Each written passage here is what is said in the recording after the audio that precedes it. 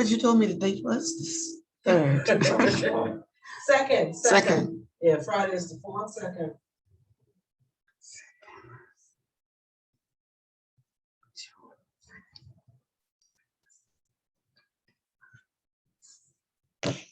Oh boy, I tell you.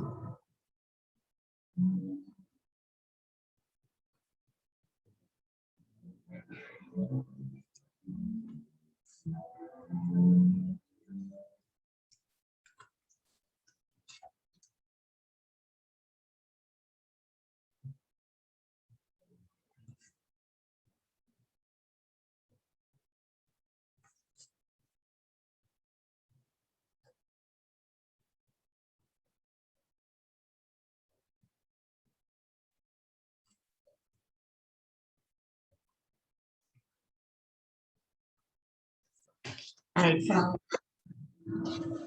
what happened? Hi, Margaret. She's connecting.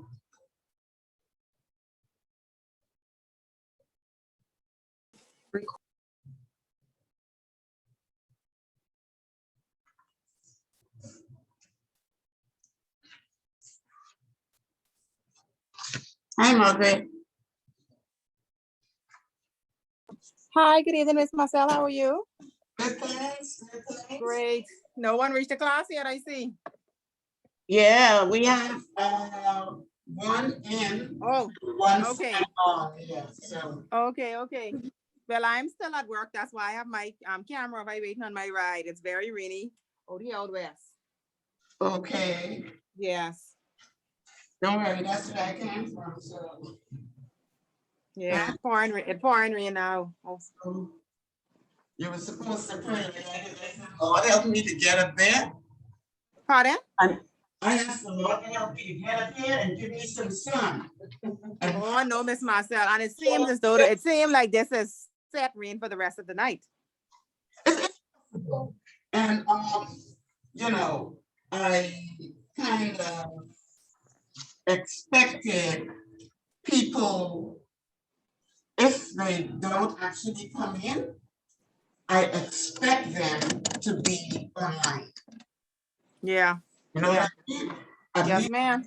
This is a day that I can kind of understand that, but it also makes me wonder what people do if they have to work. Oh, they call in sick. But you know, it's one of the reasons why we don't excel the way we should. Yeah, I agree. Because we look for the least little thing to give our worst, instead of saying, I will step up to the plate and I will be there. And I know, I know people probably don't think of it like that, Margaret. You know what I mean? But in the long run, I think it makes a difference to how far we get in life, the levels we get in life, how much we excel in life. I was listening to every week. I tried to see what stories or what information to do with HR I can find out, right? And listening, for example, to some people talk about Atlantis. You know, one of the things they were saying, and I think I read a piece about it in the newspaper, I think so, but I know I heard it. And they were talking about the fact that so many Bahamian managers and stuff were let go, but a lot of the foreign ones were still there. And I believe, and I could be wrong, I don't think I am, but I believe that we have to work extra hard and push extra hard to make ourselves counted in that top level. And, you know, people know our bad habits because we have this thing as Bahamians when the foreign owners and stuff come in and they take over, we go talking on one another, okay? And we talk about, you know, how we don't give our best, and we talk about these little things. So they come with the expectations that that is what they're going to meet. And when they don't meet that, or when people rise above and beyond that, they are surprised, but you survive. And I think we need to get to that place. It doesn't matter if it rains. If it rains, I mean, plenty rain and thunder in the day, a business still goes on. You think, Margaret, what you think? You think we'll ever get to that place?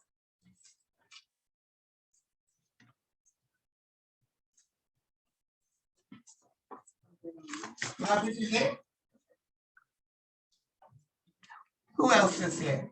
Jamia, you there?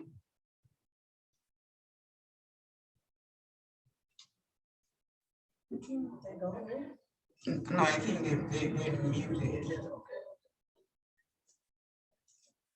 Jamia, can anybody hear me? Yes, ma'am, I can hear you. Okay, who was that? I can hear you. That was Margaret and Jaleesa. Okay, Talisa. So Lenny. you heard what I was saying about the kind of low standards we have sometimes? Yes, ma'am. What do you think about what I was saying?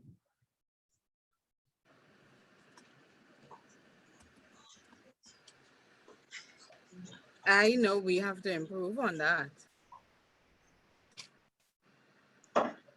And I think it was Margaret that made the point when I asked, you know, when it rain and stuff like that, what happens? And she said, people call in sick. And that's the truth. And so, do we have any ideas about what the HR department can do or ought to do to discourage actions like that, to motivate people to come out even when conditions aren't ideal? Anything HR can do, the HR department?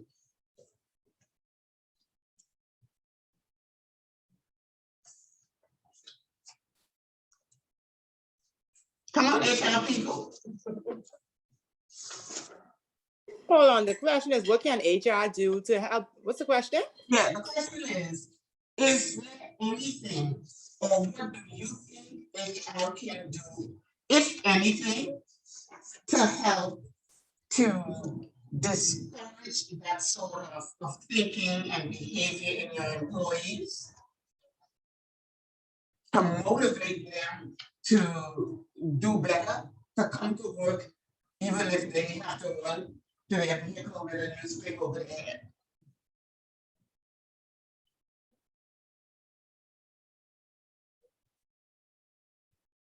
Okay, the first thing I would say is that I would think that first Bahamians have to love their job, because, you know, a lot of people don't love their job.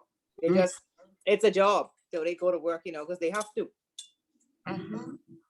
So if that's their thought process, I mean, if it's raining, they're not coming to work. They just, you know, they're not going to make any effort to come to work. And I think as it relates to not coming into work when it's raining, That is something I think that's in most Bahamians, like, you know, from you young, when you're training your parents will send you to school. So I think it starts from that. That's a great point, you know. But, you know, it doesn't say much for us, right? And it doesn't do much for us because, for example, whether it's raining or shining or snowing or whatever, and say, let's say a hotel property is open, it has its guests. The service still has to be performed on the guests. So, I mean, I honestly want to know, like, HR in particular ought to know these things. Why should HR know these things?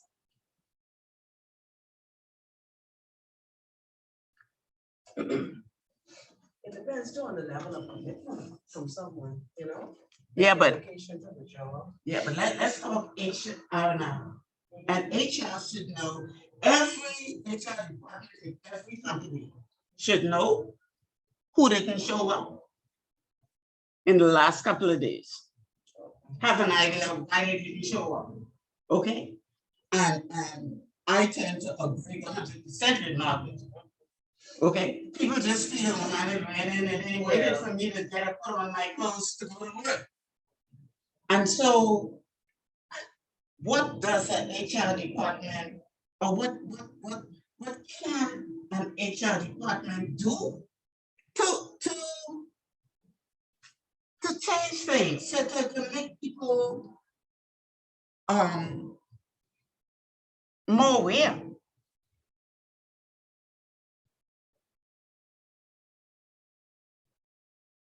What? Because that's the HR job, you know. Y'all know that, right? Y'all know that. HR's job is to promote productivity, performance, to motivate and inspire, to counsel and give guidance. All that is HR.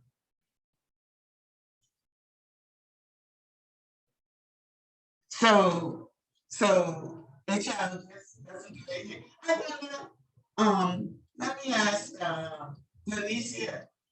In this set of circumstances, do HR people show up?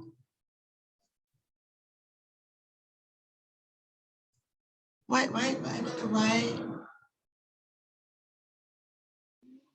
Would y'all unmute and stay unmuted for me, please?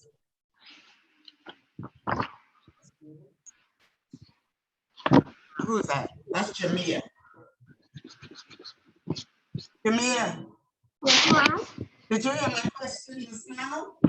No, ma'am. Okay, I was asking, first I made a statement that HR's job is about improving employee performance and productivity and providing motivation and correction and guidance. That's HR's job.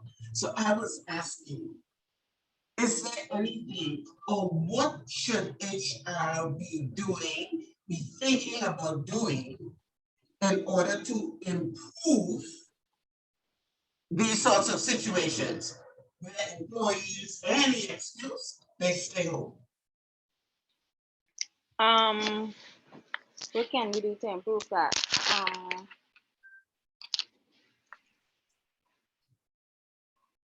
Let me think. You think anything?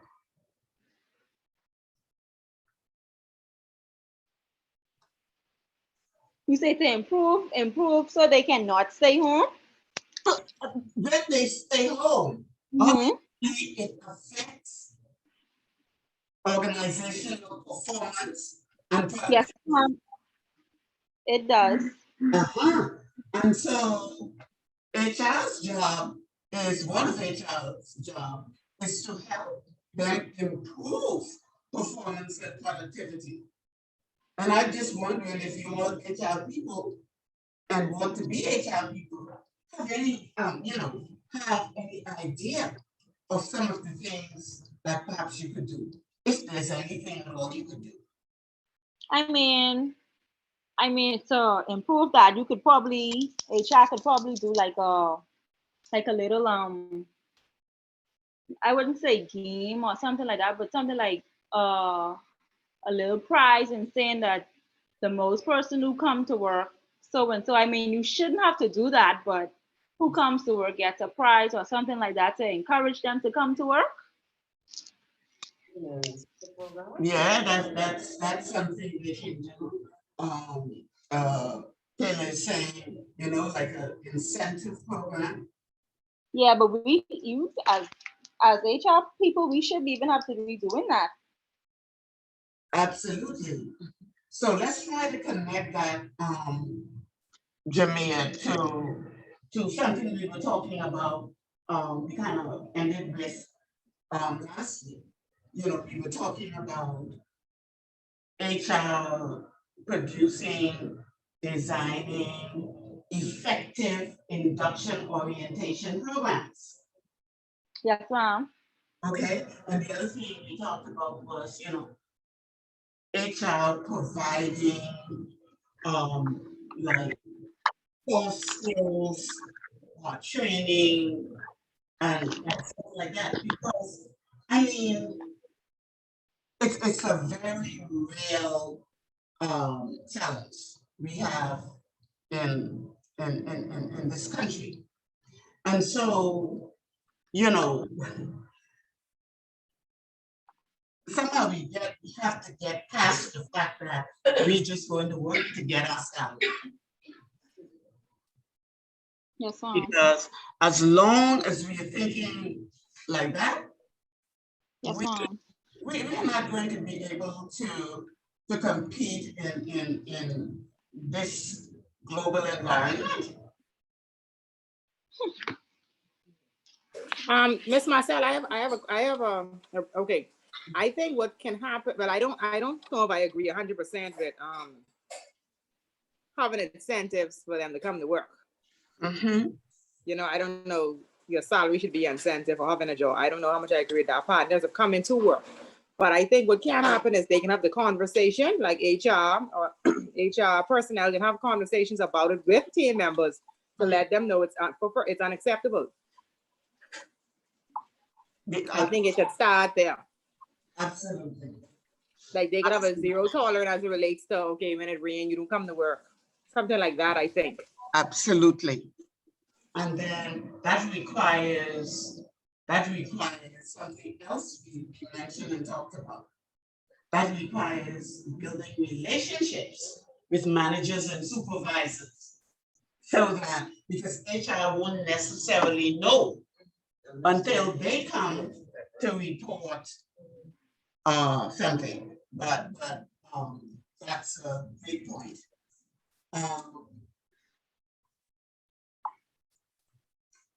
I like to start and then we started, but I'd like to ask people if there were any HR related things or stories that was of interest to you during the last week, during the past week.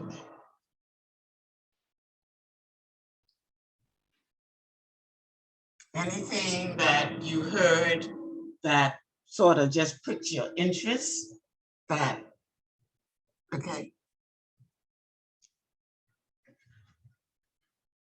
Now, one of the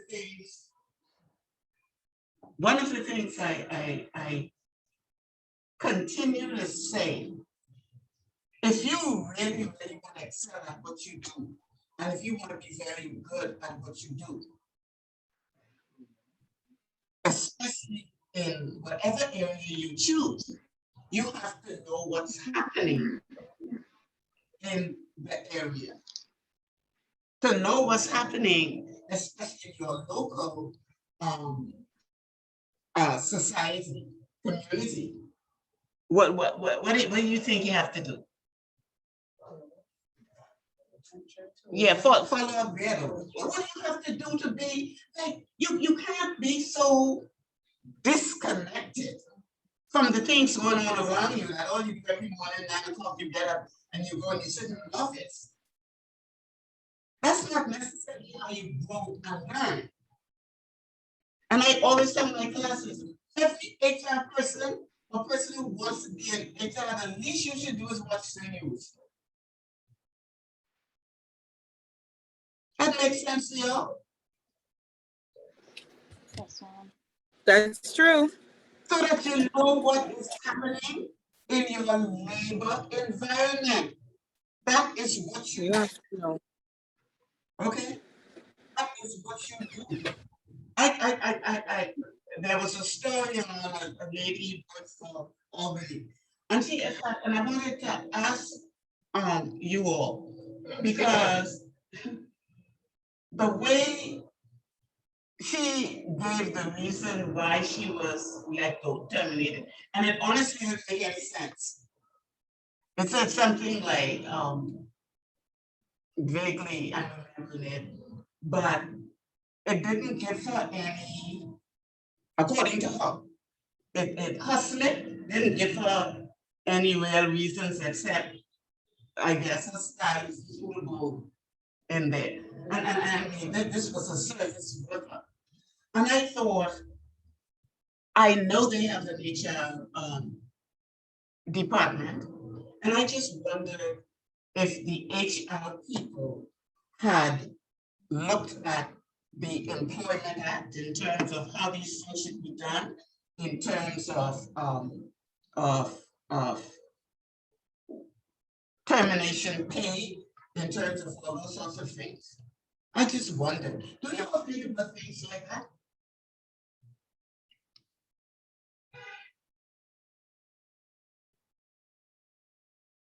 Miss Marcel, you breaking up. I don't know if that's my internet. Would you say if you wonder? I wonder if y'all think about things like the provisions of the Employment Act that came into effect in 2002. Do you connect those sorts of things with your employees? honestly, no, ma'am. Well, how could you be an HR then?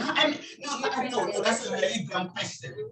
Not how could you be an HR, but you want knowledge. You want so you could improve Lenicia and build up your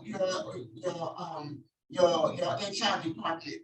Because in doing that, believe it or not, you are helping your organization.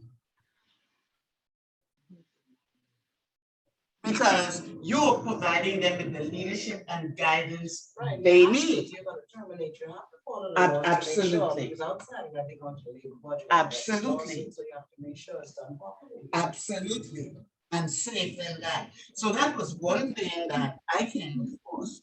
The other thing was on your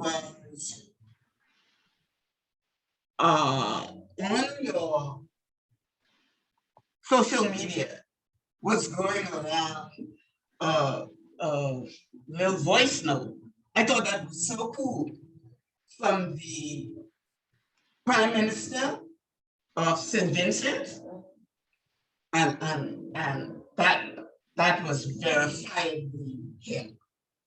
The Prime Minister of St. Vincent and Grenadines. I'm very familiar with St. Vincent and Grenadines. That's where my son was for 8 years. And Antigua, and their take on vaccination and employees. And I thought it was so cute. The Prime Minister of said that in St. Vincent, anybody working, I guess, in the essential services for government, for places like the airport and all that, must be vaccinated. in order to work. And he put it like this: no work, no vaccine, no work, no pay. And he said, we're not forcing anybody, but think about what he really said. And I guess it's a policy decision: no vaccine, no work, no pay, because you're putting at risk, huh? You are forcing that if you say Yeah. no vaccine, no work, no pay. No, but then again, you have your whole country and your country's health and well-being to think about. And when you just think about that volcano just erupted, think of where they have to come. Okay, but I love the Prime Minister of Antigua. He went one step further. He said, even the pay and pension of people will be at risk if they don't get vaccinated. And I just think that it's important for us to know a little bit more than what happens on this walk.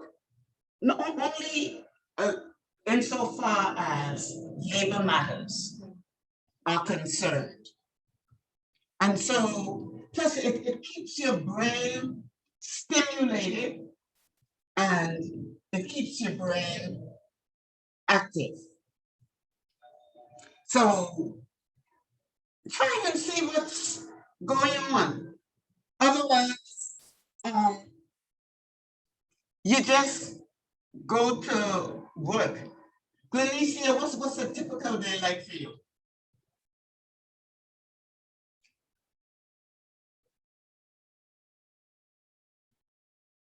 Okay, Margaret, Sorry, I just realized you couldn't hear me. Sorry. yeah, I couldn't. I turn on my computer. I immediately check my help desk, Mhm. HR help desk, because that's where we get all of the email of different requests, whether it be payroll, recruitment questions, job letter requests. It's so many. Persons putting in their sick claims, persons asking a question. It's a lot. We Okay. do a lot. A typical day. In addition to that, I help with customer service calls as well. Sometimes persons call for customer service questions, so I take on that as well. And then, it's so much. Then we prepare for interviews. We put out advertisements. We have a lot going on. It's Okay. just so much. Sometimes I'm requested to do things from the director and a deputy director. So we're really busy. And I can imagine because you're one of those. What's your staff complement?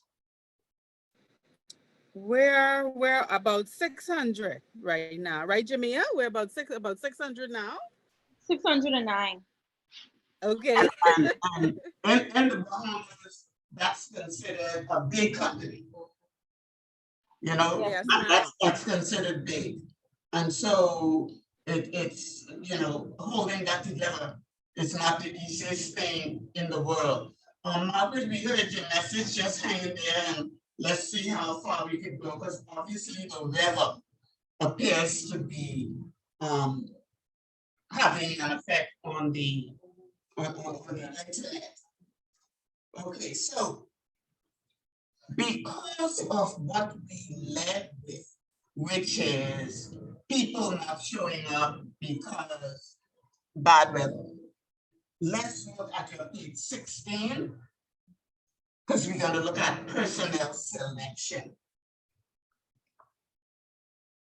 And when we talk about personnel selection, we're talking the process of determining which applicants among those recruited best fit the requirements for the job for which they are being considered.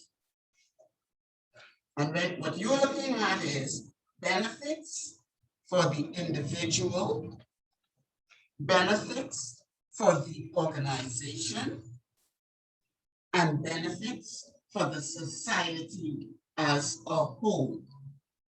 Now, if you don't fit the right person to the right job, And if you only hire people who want to make some money, then down the road, you're going to end up with major problems. Because they ain't show up, and remember, the longer they work, the more time they have accumulated on that job, the more difficult and costly it is for you to get rid of them. So let's look at the benefits for the individual. And I'll ask a question of all of you. Why do you work? What's the benefits to you? Why do you work? So one at a time. Well, the reason that I work is to better myself, my family, and I like the service environment that I am in because we help the entire Bahamas. So I'm really proud of where I work. I get to help persons from all walks of life. There's always a family, a friend, or a stranger that needs your help, and I love it. All right. All right. Shamia, why do you work? I work to better myself. And I have a thing like I love helping people. That's just something I love to do. I find myself sometimes I'm supposed to be at my desk upstairs, but I downstairs helping people in registration and customer service. And I don't know how I get there, but I just love helping people the best that I can. I really try my best too. All right, that sounds good. Margaret, is your broken up internet? I'll type it for her so she can see what we're talking about. Oh, okay. Thank you, Helper. While we see if we could find Margaret. Kelly, you want to share why you work? I have responsibilities for cleaning and because your salary, help you live a comfortable lifestyle. And what I do, I like what I do. And I like encouraging people trying to develop that. And strengths and business and business that they need to develop. I just like what I do. It helps to keep me motivated, helping other people. Fantastic, fantastic.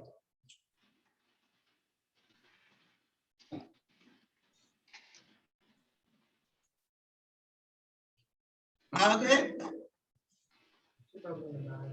Yeah. So the next question is, now, for each one of you, when you answered why you work, you realize what happened? Your personal needs came first. So I will ask you, okay? Your needs came first. Okay? So I will ask you, let's look at the organizational needs. Why were you hired? I would be willing to bet that when you were being interviewed and hired, no one told you you were being hired to meet your personal needs. You were being hired because you like people. You were being hired because you want to do something. No. That wasn't the reason you were hired. The reason you were hired was to meet an organizational goal, right? As a result of meeting that goal, all the things you think you were hired for, which are benefits of your being hired, are made possible. You work so you get paid. You work so you get vacation. But you work to perform an organizational necessity. And then as you work, the society benefits. In what way does society benefits from us working? Someone is being helped with something. That's right. We're helping. We're contributing to our economy. Contributing to your, yes, ma'am. What else we do? we as a result of that, you find groups getting together, civic groups, organizations, and it's almost like those people would say hand in glove, hand in glove. So the better and more effective people you get in your organization that you need up front, the better these other things work out.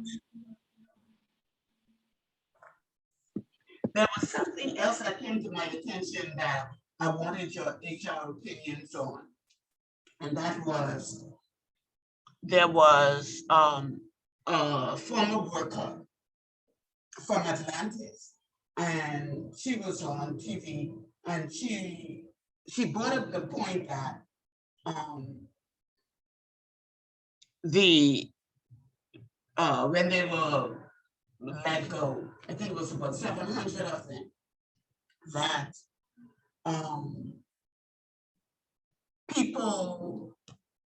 some people had been given a vacation in advance. You remember when they were saying, just get paid for all the time you had and all of that, right? So apparently the feeling was that they should not have deducted that vacation from the final pay. That was one part of it. And the second part was the final pay went into the bank. And the bank took it. So what do you all think about that? Were they paid for the vacation that they took earlier? Yeah, they were paid. Okay. They So were they wanted to paid. be paid again for the vacation? I guess so. They didn't want them to take the vacation money back. Okay. Kayla thought that in a nutshell they did what was right. What do you all think?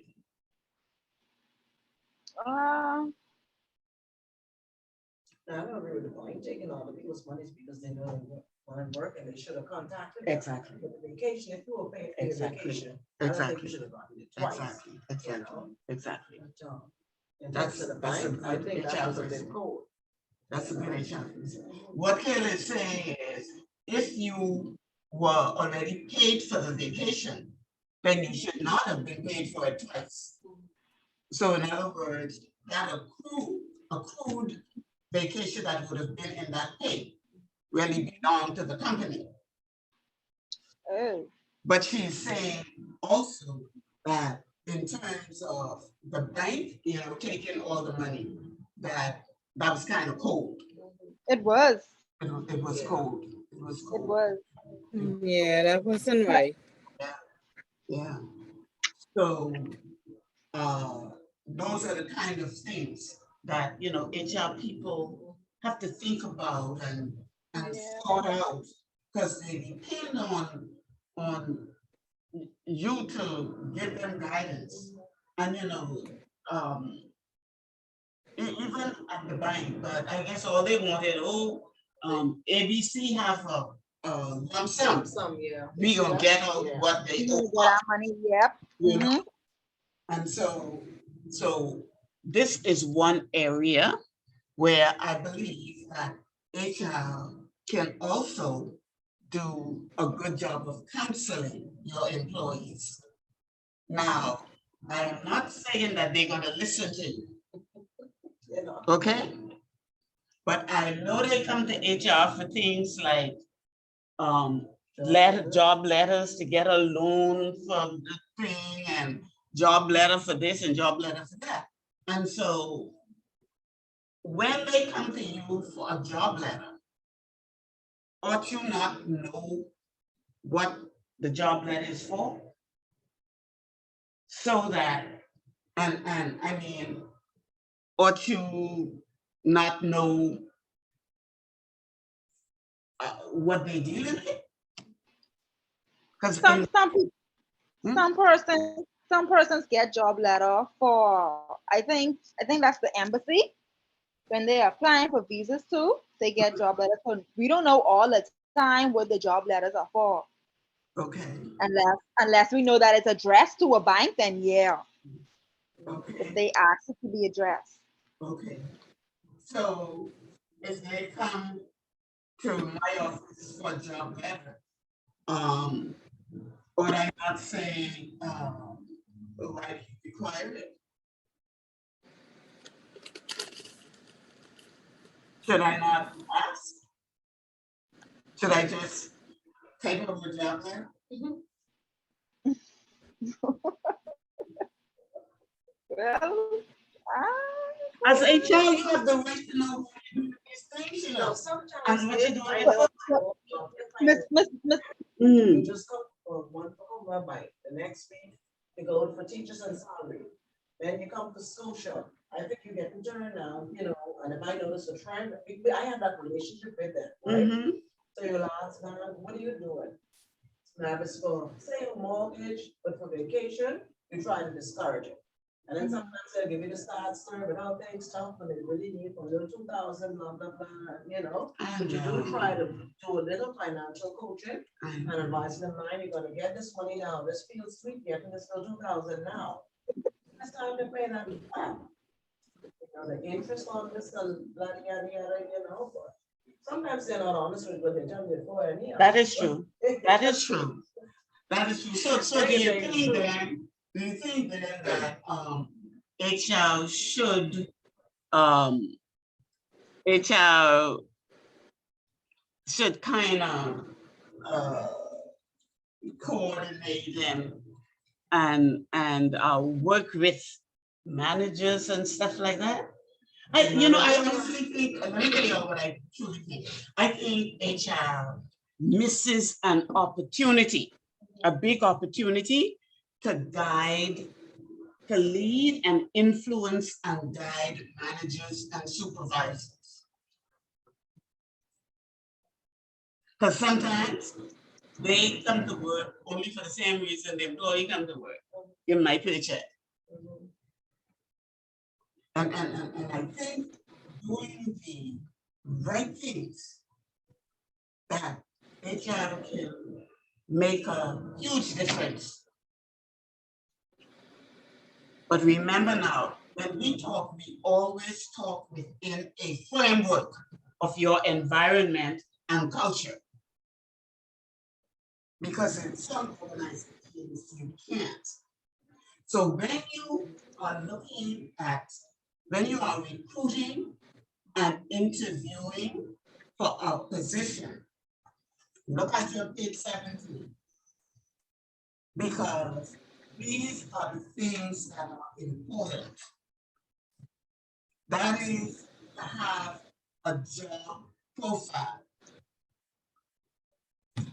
The job profile is made up of 3 things. It's made up of a job description,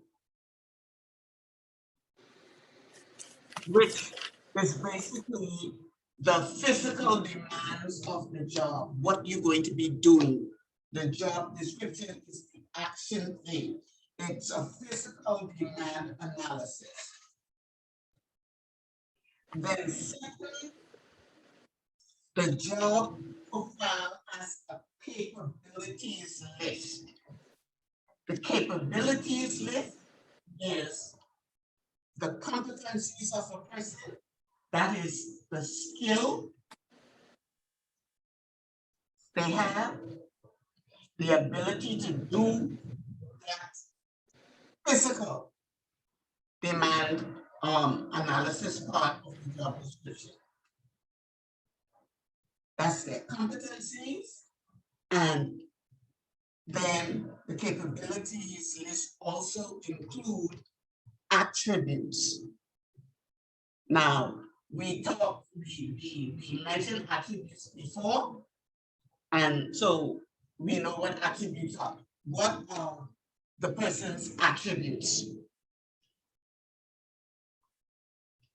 What are the employee's attributes? we call them something else, some of the soft skills. The attributes are the soft skills. That's things like your personality and demeanor and attitude and all of those types of things. And then that job profile has some other information, because you need some other information. What's the other information that you think is very helpful in helping you select the right person? Qualifications. Your qualifications, okay, academic, technical, and otherwise. What other information that you will find helpful to you?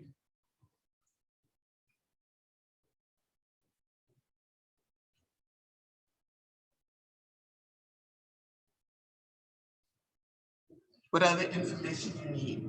There's one very common one that we need and we always ask for. What's that? Are you talking about experience? Uh, the experience, not necessarily. I'm thinking of references. Okay, and you know that's one of the slackest areas of HR work. Getting good references. And there is a red flag that goes up when an employee does not provide you, or prospective employee does not provide you with a job reference, with a reference from their job. From a former employee, you mean?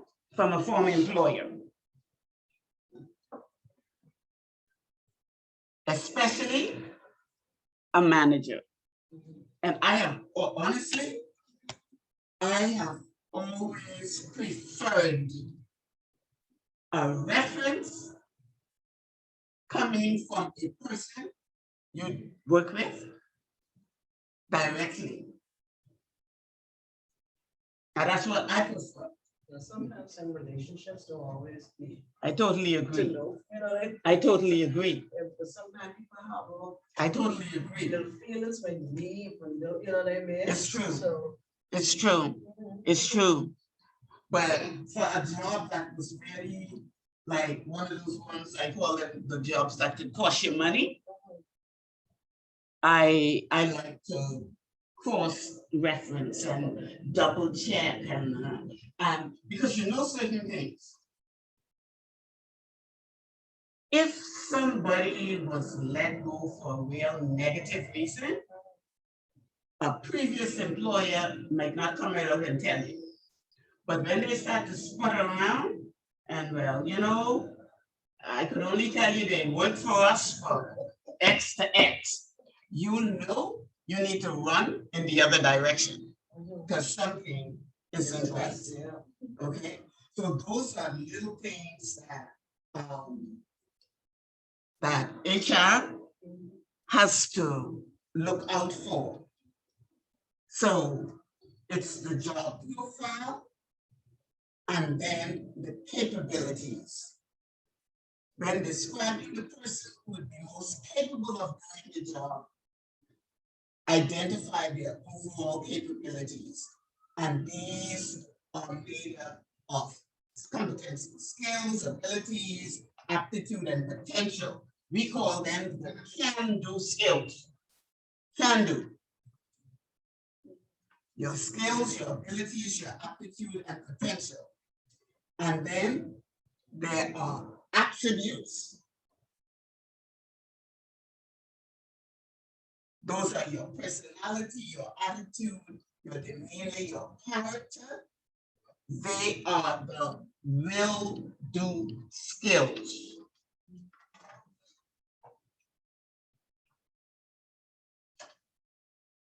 So I'm going to ask you to take a couple of minutes and analyze your job.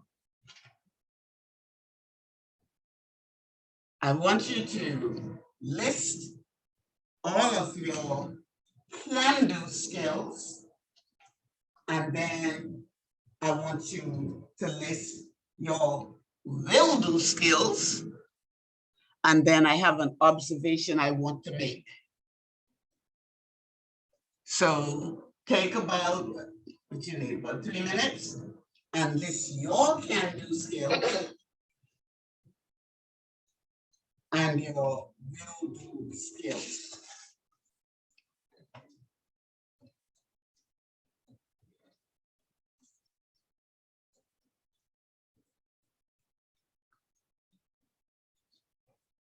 And this is in terms of your job.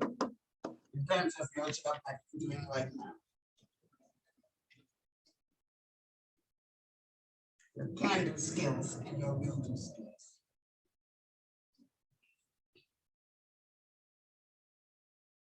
When I got some information on one of our participants, they had a little mixer.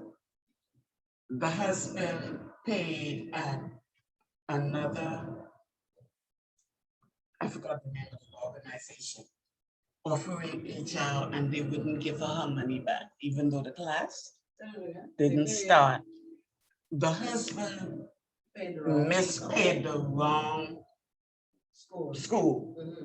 And they wouldn't refund her money, any of it. So that's terrible. Yeah. And so, you know, she was really, yeah, she's not very happy. But you know, she's just told maybe when we do the intermediate class, at least she'll be already begun to be familiar and do that class. Yeah. I don't know what happened to Barbados connection tonight and Salika. No, Barbados is Kerry Gittens. Oh, okay. Salika may be having, because last time Salika had internet problems on and off. Okay.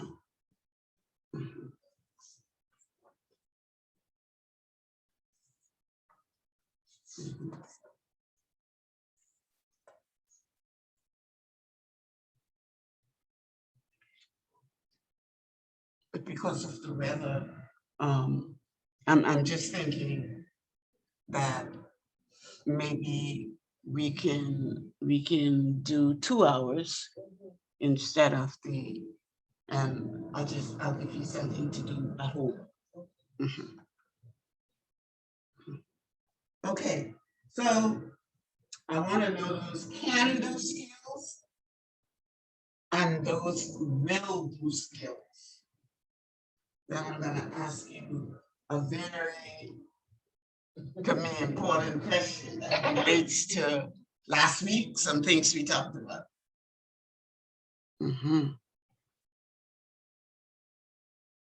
So, Jamil, you ready? Huh? I have my can do. Grab your candy. Yeah. Why don't you have your will? I could get them on top of my head, my baby. Yeah, I could give you a piece of will-do skills just based on what I see here, you know what I mean? Don't be shy.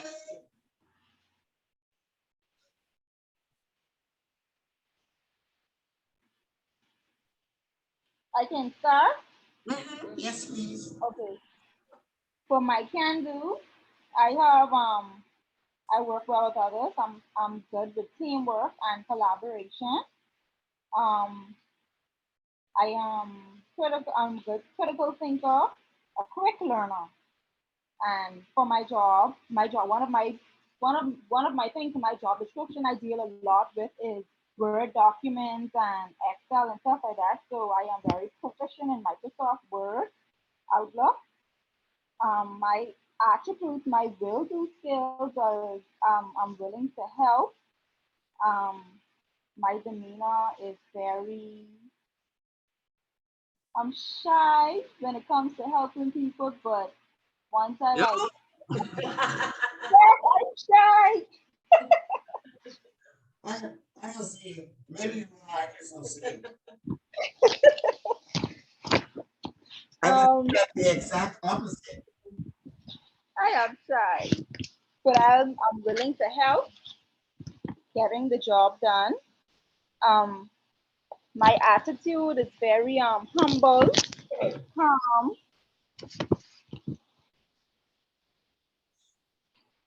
and Okay. my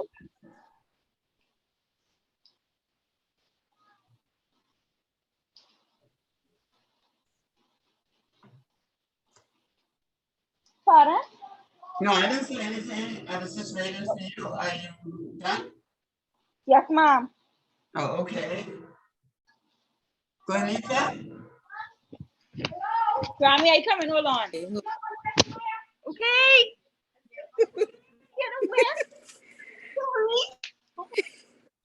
Okay. Huh? Okay. So my can-do skills, Uh-huh.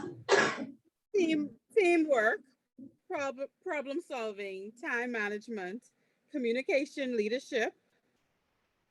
Those are, I would say, those are the more popular ones. And my will do skills, willing to do above and beyond. I'm a no nonsense person, but it's a thin line between no nonsense, but understanding and caring. And believe it or not, I am shy. I like to communicate more. I would say I'm best at communicating non-verbally. I like to, type and stuff versus standing in the front of the room in a big meeting trying to explain myself. I'm a bit shy. Something I'm working on. I believe that too. I believe you a little bit shy. Can you hear me? Yeah, I can hear you. Okay. Mm-hmm. I said that I can see that. I think you are a little bit shy. That's the kind of impression you give. Yes, ma'am. Mhm. Now, you list teamwork as a can-do skill. Give me an illustration of of of teamwork. Give me an illustration of teamwork. Okay.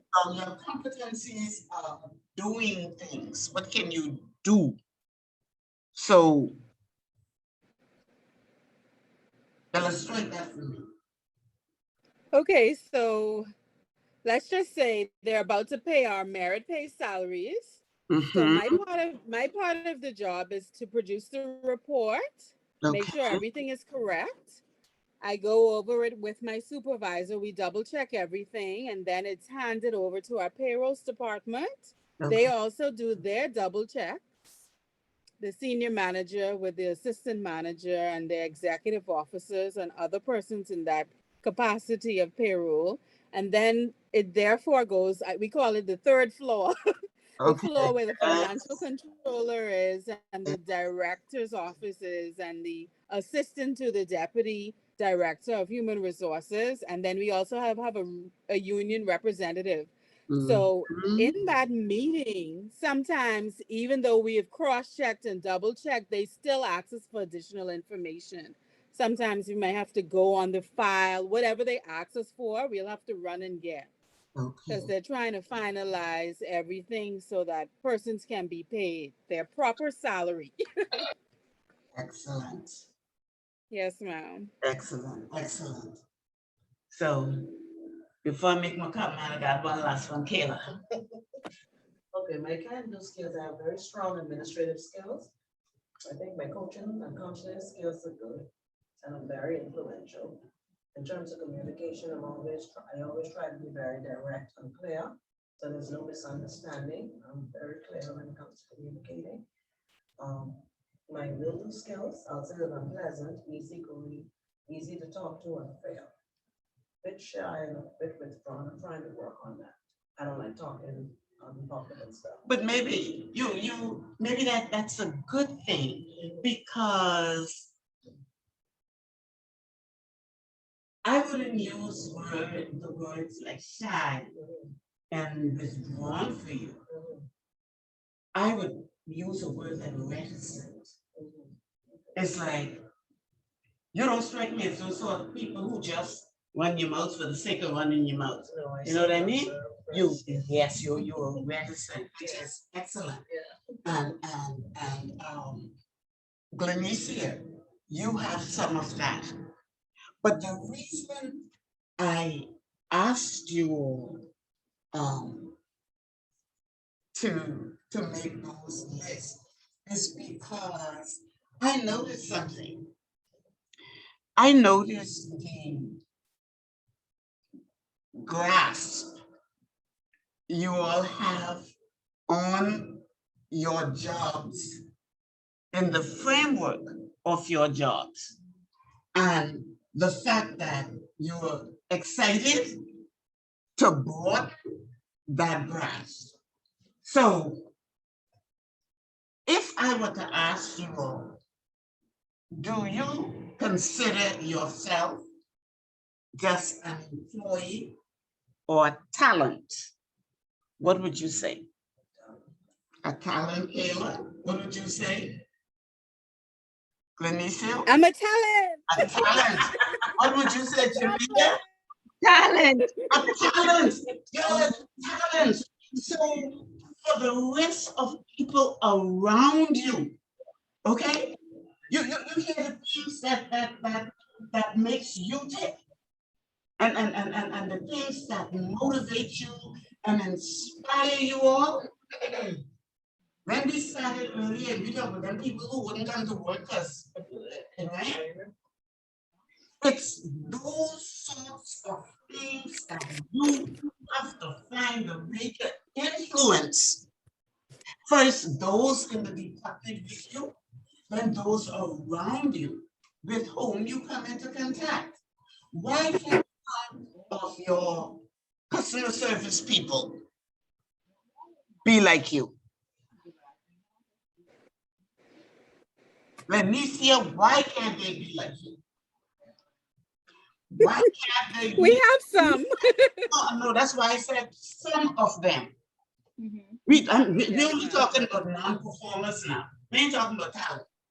We're talking about your role to help non-performers to become performers. And they can only do that if they have the will do skills. And anybody who just coming to collect their paycheck, Mhm. they don't fit the will do skills category. They can do, so they just come in. But talents are will do people. They don't see failure. They don't see they see challenges. They see, how can I make this happen better? So HR, I believe, is to help get the right fit when you're recruiting and helping in that selection, so that the rest of it, performance, productivity, becomes less challenging and easier to achieve. I'm happy to hear you use the word influencer, because that is where the power of HR lies, in your ability to influence the right things. But if you don't know the right things, you can't influence it. If you don't understand how your organization or what your organization is in terms of its environment and its culture. That's why we start off with that. You have to understand that because you remember that you have to work within that framework. So when we flip over to page 18 and we look at the overall capabilities of your employees, that overall capabilities results from the very best combination of competencies and attributes.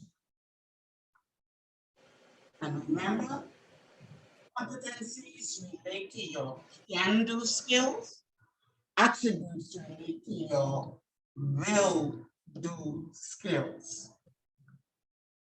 So I have a question to ask you, and I really want you to think about it, and then jot your answer down. What can HR as a department, what can HR do currently? What can you do? Think about the societal COVID environment. Think about your company's environment. Think about your company's culture, and see if you can think of anything that HR can do to make your current recruitment and selection process more effective. Think of anything you can do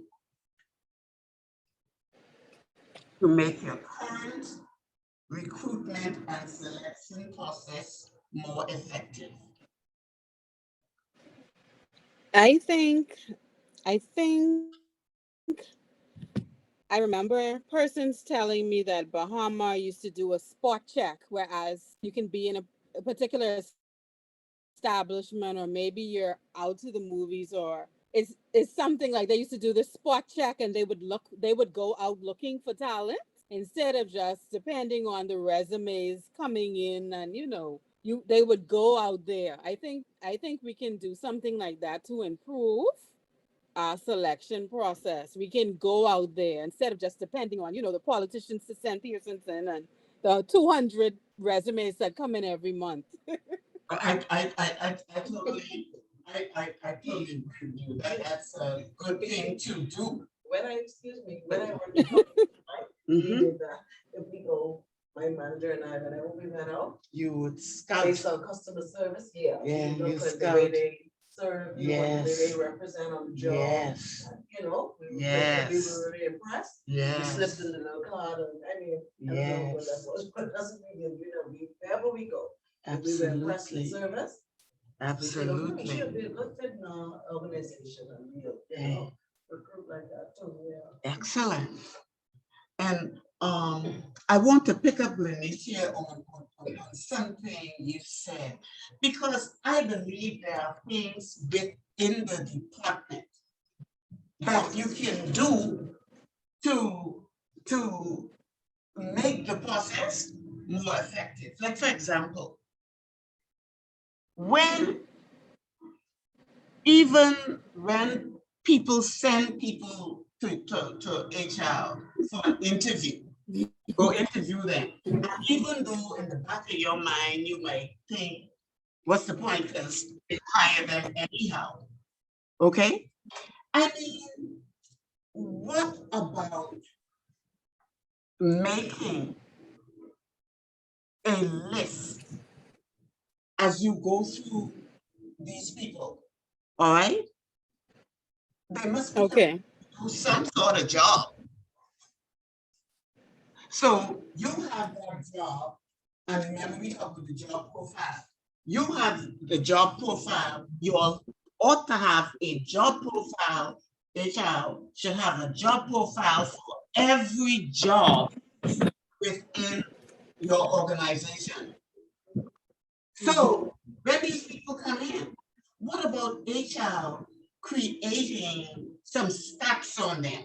Some stats in terms of their competencies and attributes, so that at least if you know, as interview them and look at applications and go through them, you're going to be able to pick out what they can or cannot do. You're going to know when somebody can't read. You're going to know when somebody don't understand, comprehension skills is not there. You're going to know somebody if you're interviewing them who isn't hygienically ready. You're going to know somebody who sour, okay? Who don't know how to smile, you're going to know these things. So how about creating let's call it a fact sheet or something on them, sticking it on the resume on the file, so that you are now able to share it when they say, okay, put this person in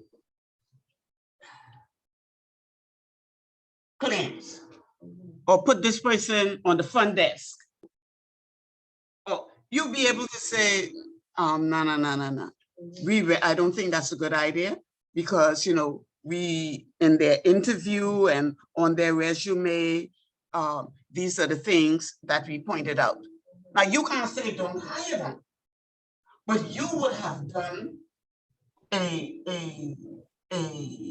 good thing by letting them see a portrait of the person, small portrait, so that they know. And then you can say, but if you put this person in this position, chances are they're not going to work out, because this is who they are. And you're not getting personal, you're not picking on anybody, but you are matching a job profile with those capabilities, the can-do skills and the will-do skills. Because if you ask somebody, well, what would happen if you woke up and you went outside and when your car tires was flat, and that person tell you, well, what do you want me to do? I'll get to work when I get to work, because my tire is flat. That's a problem. Okay? So there has to be a way for HR to better communicate what they're finding in the recruitment process. Because I've always contended that in most organizations, they do not have the ability to actually do the selection on their own. Now, who is this we see on this screen tonight? Who's this, Mr. Stewart? You let them work you too hard. Huh? In all this rain, you're supposed to be here with us. But it's good to see you. But I'm saying, Venicia, that there are things that HR can do to build influence. And that's one of the things, you have it there on that, when you send that file, HR's observations are there. You still with me, Venicia?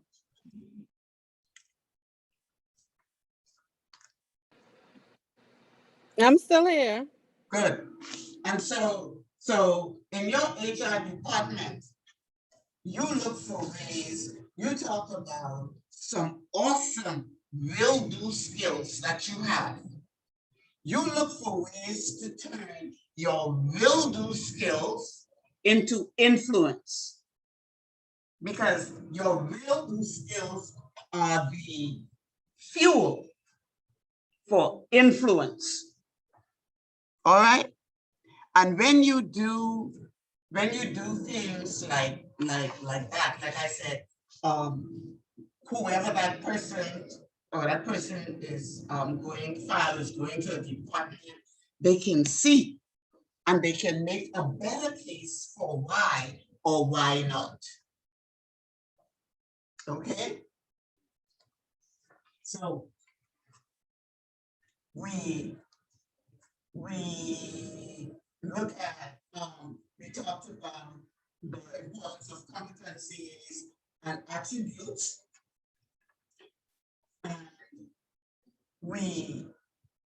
I just want to mention on page 19 a portion to the recruitment and selection team. And that portion is to be careful of the information that you get on application forms or resumes, interviews, tests, background checks, professional character references. We mentioned some of these things. These days, in particular, I want to tell you that people can go on the internet, whichever engine they're going to use, and they can find a resume to suit just what you need. And half of the times, some of the information, if not most of it, the information really doesn't pan out. You mean those who inflate their resumes just to get Exactly, the job, and then they get exactly, the exactly. Okay, so what you say you need, they will turn it right back at you and say, this is what I have. And it's not so. The other thing is, in interviewing, I find that most interviews talk too much. Like they're so busy being impressive, but trying to exactly that they don't get they don't get they don't get what they need to get from the interviewee. So there are some desirable characteristics that interviewers should have. We call them interviewing skills and techniques. That's the middle of page 19. And I want you to look at each one of them. And on the side of it, I want you to say why these characteristics are desirable. And then this is from the candidate now, the interviewer, humility from the candidate. You are the interviewer, and these are the characteristics. These are some desirable characteristics you should have. Or I should have. Yes, like the interviewer should have. And so I would like you as the interviewer to give yourself a rating on each one of them. Give yourself a rating from 1 to 10. 1 being the lowest, 10 being the highest, with an explanation for each rating that you're going to share with the group. Okay? So we look at the interviewing skills and techniques. We've given you quite a few. Humility, the ability to think objectively, freedom from over-talkativeness, no extreme opinions and biases, maturity, poise, experience in associating with people who have a variety of backgrounds. You rate yourself in each one of those categories from 1 to 10, giving an explanation why you give yourself that rating. Okay? And you can have the next 10 minutes or so to do all of that.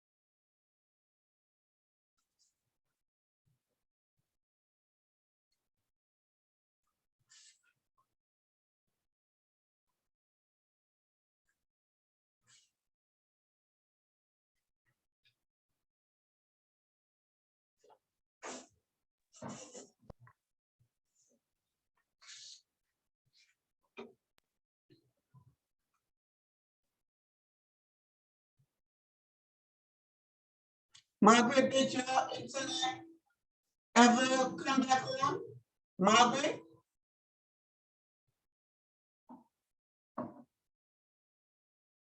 Margaret?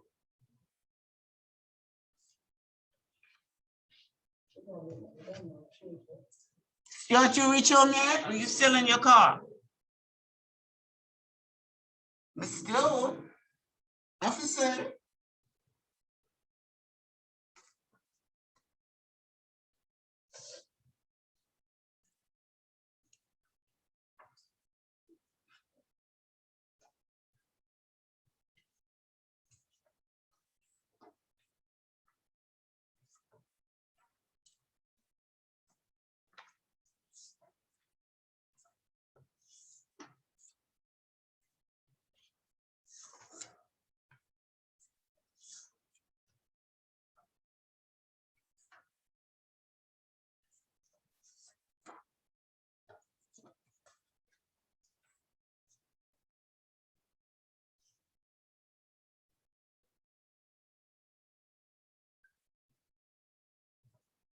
Maturity, what do you mean by that?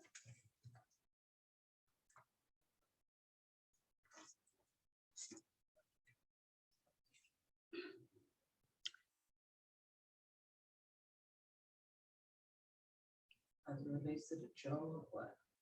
Maturity in terms of your, in terms of the expectations and your approach to the expectations of your job.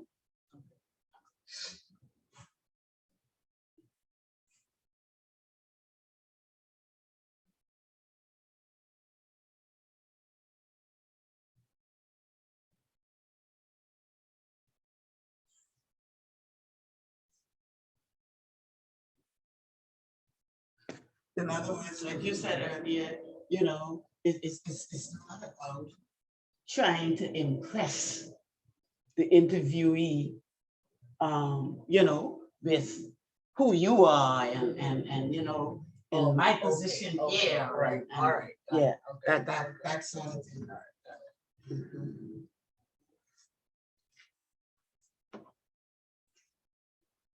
Because I've met interviewers who really want you to be intimidated Yes, yeah, and all yeah. of them, yes.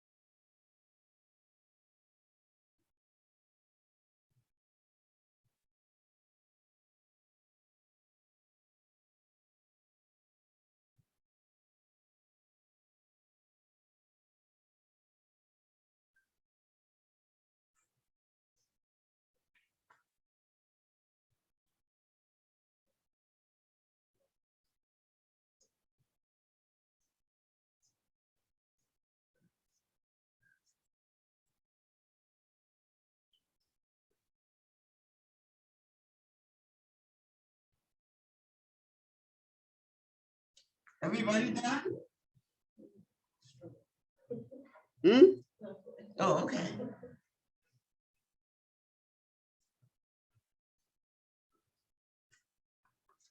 If you have any questions, feel free to ask me now. Miss Marcel, Mm-hmm. when it say freedom from talkativeness, what that mean? That means you have some interviewers who they do all the talking and they don't have any set direct questions relating to the job that they ask the applicant. They just talk. Okay. And you need in interviewing for a position, you have set questions. You should be asking people and listening for their answer. Okay. Thank you. You're welcome.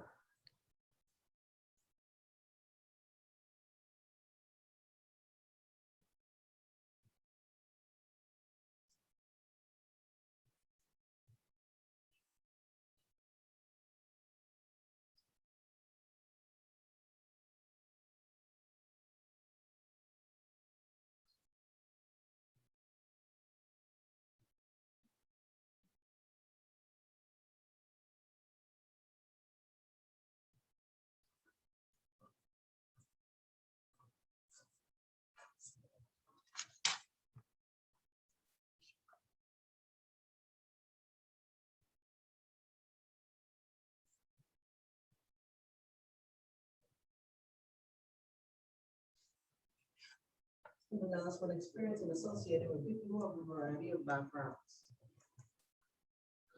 The point of that is like the more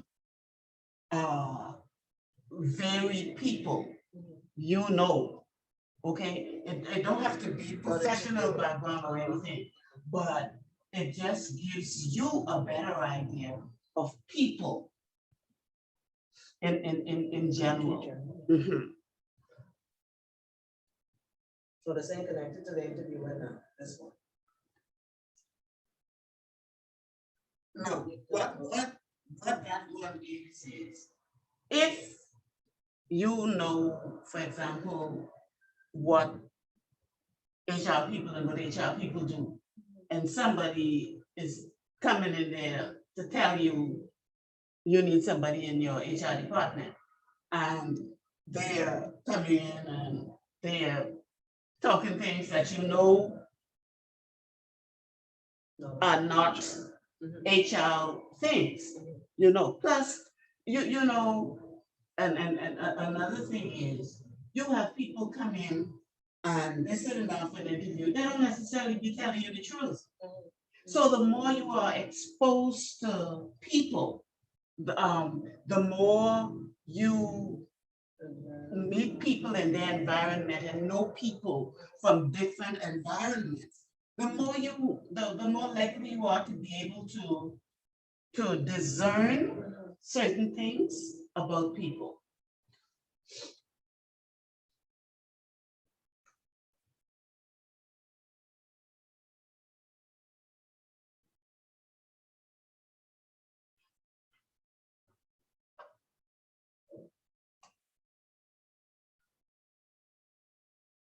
I guess that's what I was trying to say. Oh my goodness.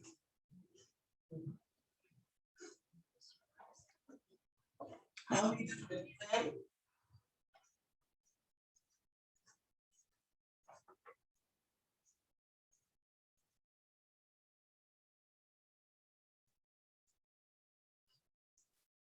Jamil, your name is on the screen big and bold, so that tells me you're ready to go, right? Hello? You ready? No, mom. Huh? No, and the last one, experience and associating with people who have a variety of backgrounds. Oh, okay.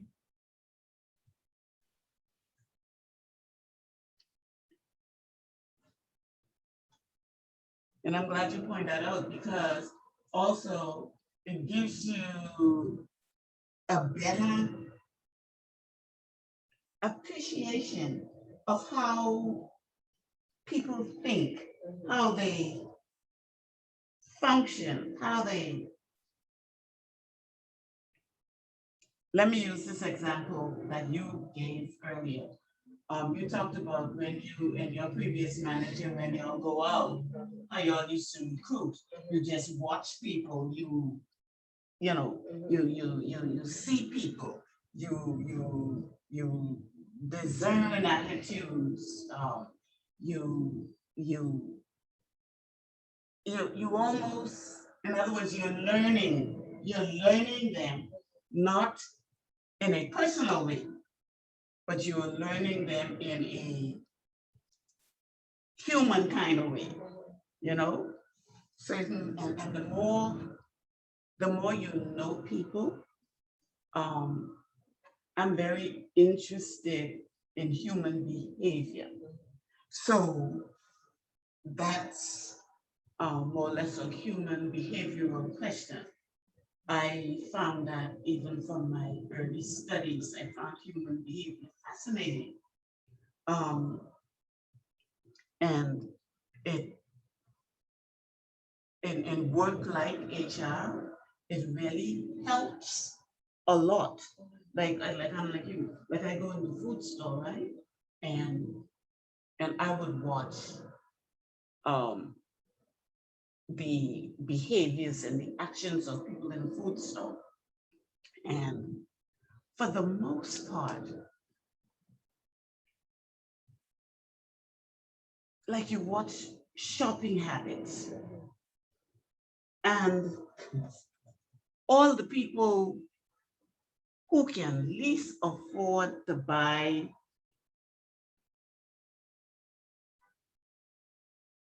I don't want to call it bad food, but you watch people and they will fill up trolleys with all kind of foolishness, cereals and cookies and junk food. That's what I want.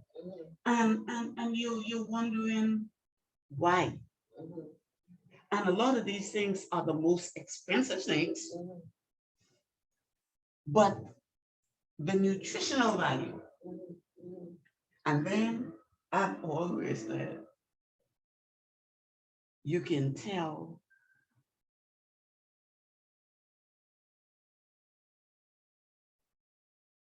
or I'm not saying this is 100% truth, but you ever watch what ladies buy? Watch what single ladies buy. And you will probably 80% of the time know their relationship status. I know. You look. You say what's in it? And you would know two steaks that they really can't afford. Okay. And Nigeria. Okay. And yeah, I find that fascinating. I do it all the time. Okay. Yeah. Or they'll buy wheat bread with crinkles on it. Come on. you know? You Miss know? Marcel, Hey, when it say no extreme opinions and biases. remember now, this is during your interview. So your interview isn't about passing on your opinions and your biases. Okay. This interview is about you trying to get the best job profile fit. Okay. So it's less of you and much more of the job. Okay. But you'll find that I find that's one of the fascinating things I do, right? White people shop completely different than most okay? And you could kind of tell where the Black people, their status, where they live. If they live in one of my guys on Cable Beach, it shows me close. I'm serious. I'm serious. Oh, my goodness. Do I gotta pay attention. it. Yes, it's fun. It's fun. I tell you, I tell people all the time, there are so many lessons right around you. One of the things that I still do, but I notice more and more cars are becoming tinted. But before COVID, every time I went out in my car, I would, as long as it's safe, take a glance at the people driving their cars, especially if it was in the morning going to work or coming home. Almost 100% of the people you see, face made up, they vex. If they're in the car with somebody else, they're not talking to them. They, and everybody in a hurry. And it's very sad because, like I always said, these are the people going into the workplace. And if they're coming from their homes, that they, their dream that they gotta pay for with people they love, their children, their spouses. And that is what is going into the workplace. So what do you expect when they get there? And I honestly, I found that absolutely fascinating. Okay? And so many people are content to do the wrong things on the streets, driving, they're doing the wrong things. And they might have you when you're not, if the speed limit says 35 or 45 and you making 50, they mad at you, they want you get out of the way. They blood. I got so many fingers. Let's flip the bird at you. What? And so, it's Oh, man. all of these things go into it. That's why I tell HR people, you have to broaden your outlook. As you broaden your outlook, you will broaden your understanding of how human nature works, and it is very helpful. Now, you must be ready by now. Glenicia, are you ready, right? Officer Scott, I see you now. I see you now. You have double stuff to do to catch Yes, up. ma. I'm in. I'm in. Double.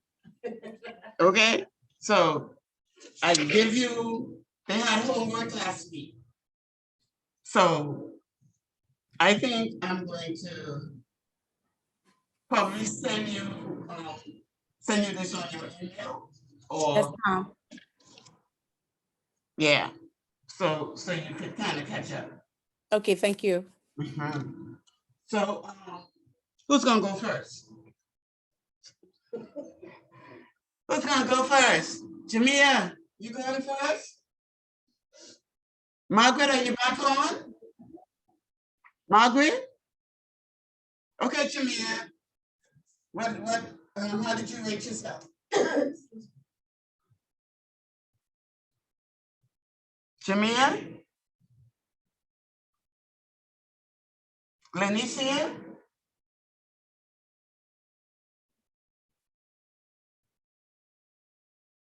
Can you all hear me? There's something that's going wrong again. I can hear you. Okay. I need Jamia or Glenicia to share with us your rating that you gave yourself and why.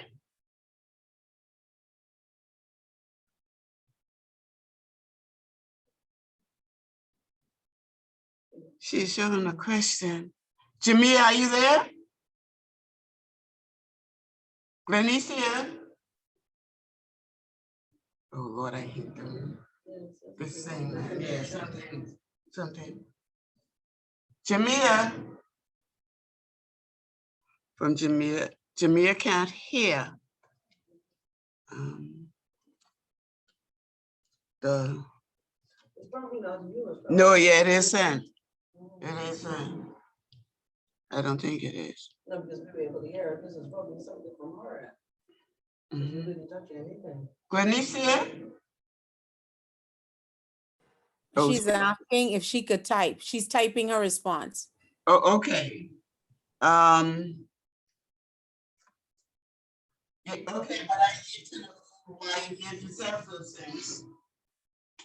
But that doesn't help me. She had said humility 10. Yeah, but she needs to give me a reason for giving herself that. Okay.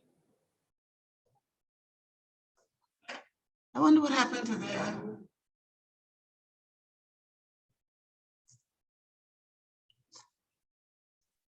Benicia, you still can't hear?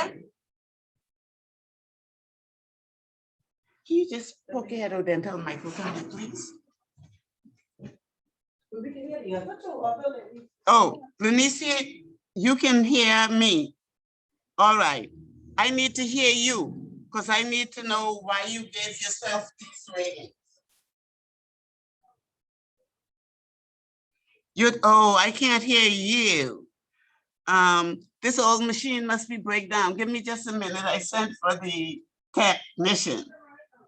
Okay. Oh boy.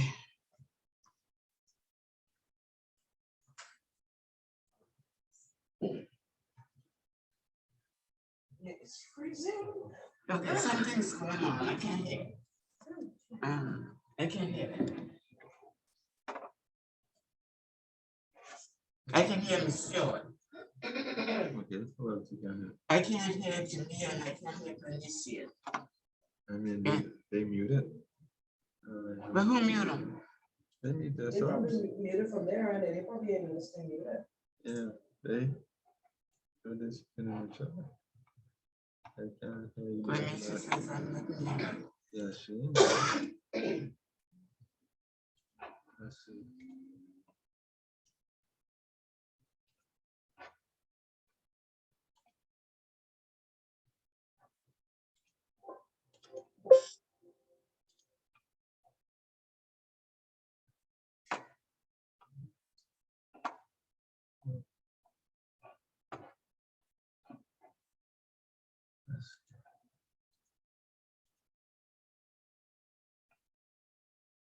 Ask them to mute.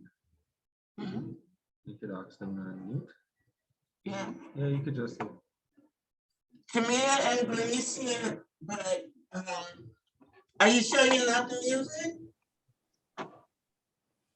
It's Letty muted, but But she can't, she said she's talking, but I can't hear her. she said, She can hear me clearly, okay. but can you make me hear them? She, I guess just ask them to come in and come back out. Oh. Benicia? Benicia, can you try to talk to me again? Yeah, I see her trying to unmute. Okay. Yeah, she is. And you say you could understand? Yeah, I can understand. Mr. You could talk first, please. Good night. Yeah, office is clear. I don't know. That's the problem on her. Yeah, because they will find the whole class. That's the problem.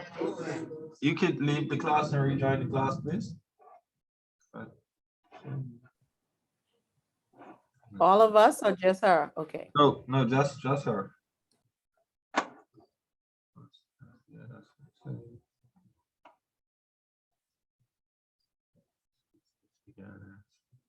Mm.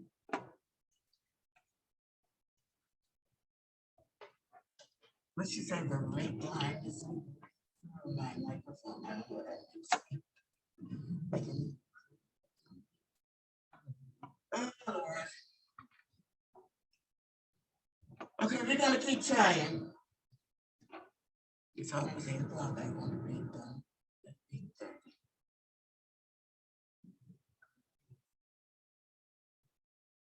You could have a son. Yeah, well, something went wrong with Sanders long time.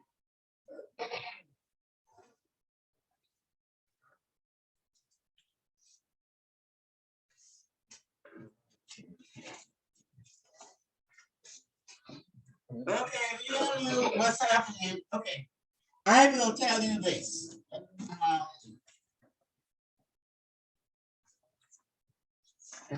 Give me-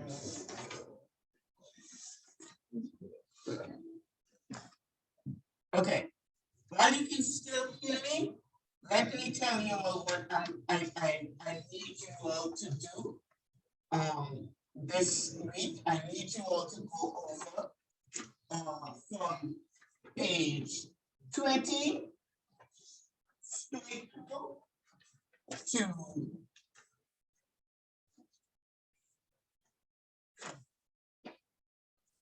to 27. I need you to go over that for next week, page 20 to 27. Okay.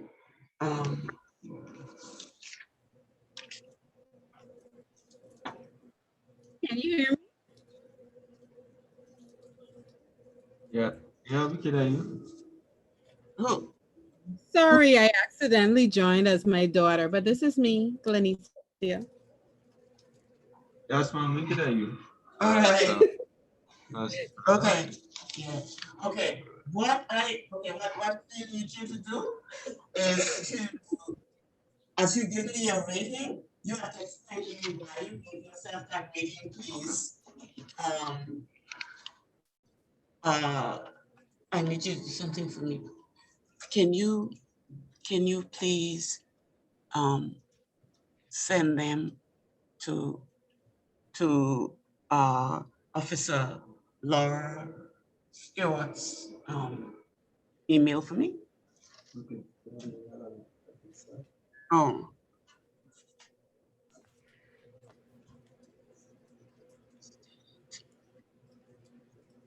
That's an email right there, and you could also give them to. You do that for me? Hello?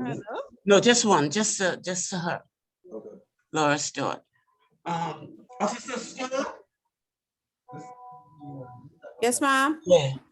I'm gonna send you the assignment Yes, ma'am. that I want you to do by email, okay? So Okay, look for it thank- on your email. Okay, thank you so much. All right. Okay.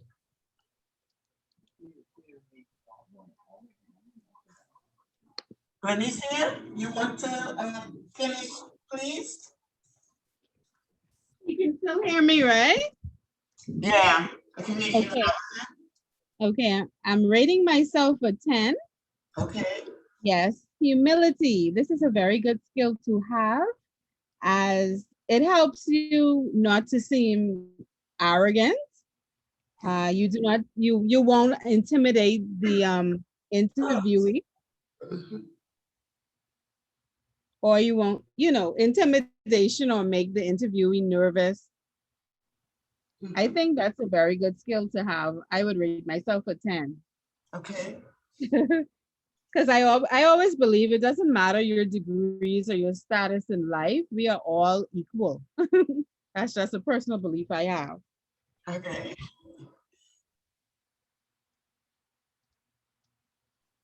All right. You have to do all of them. Oh, you want me to continue? Just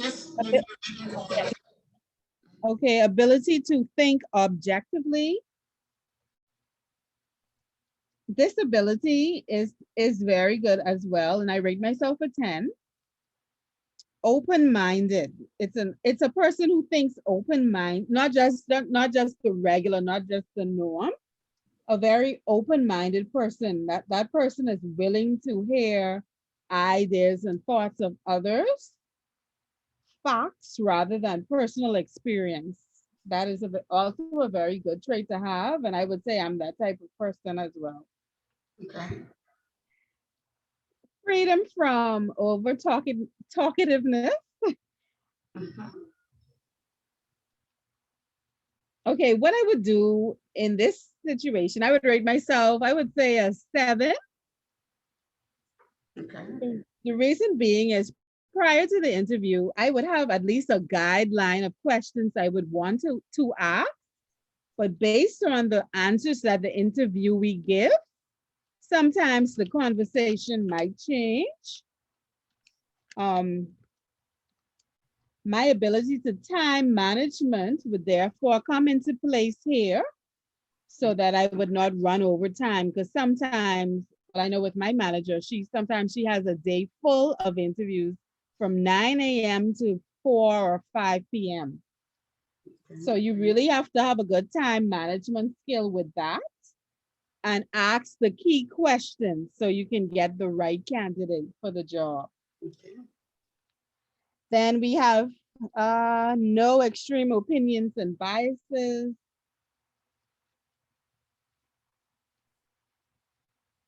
I would say I'm an 8. I'll rate myself an 8. No extreme opinions, meaning that I am so opinionated that the other person's opinions wouldn't matter. I cannot be biased based on religion, social status, etc., etc. So I would rate myself an 8. Okay. And then maturity is knowing what to look out for based on my experience, because I've always been in, I would say, the customer service field. But over the years, I streamlined it and I said I always wanted to do HR. So I was just fortunate enough to fulfill a job in the HR department. And I think this is it for me. HR is it for me. I love people and I like to be a positive change, and I have leadership skills, but I've worked I've worked in many facets. So a combination of each job I've had, I can compile them together and put it in my human resource role. Excellent. Yeah. Poise. How we carry ourselves, how we speak, how we think, how we treat persons. I would rate myself a 9. The reason I would rate myself a 9 is because I remember when I was younger, I used to have a difficult time with persons who were, I would say, difficult on the job. Mhm. It would be a little challenge for me, but I would say over the years, and because I've matured, I've learned how to deal with that difficult person on the job. It's not easy, but I've gotten so much better. Okay. So it's good to have poise during your interview. Let me see, experience in associating with people who have a variety of backgrounds. I would say I would rate myself an 11. I have experience with dealing with persons from different backgrounds. Mhm. um,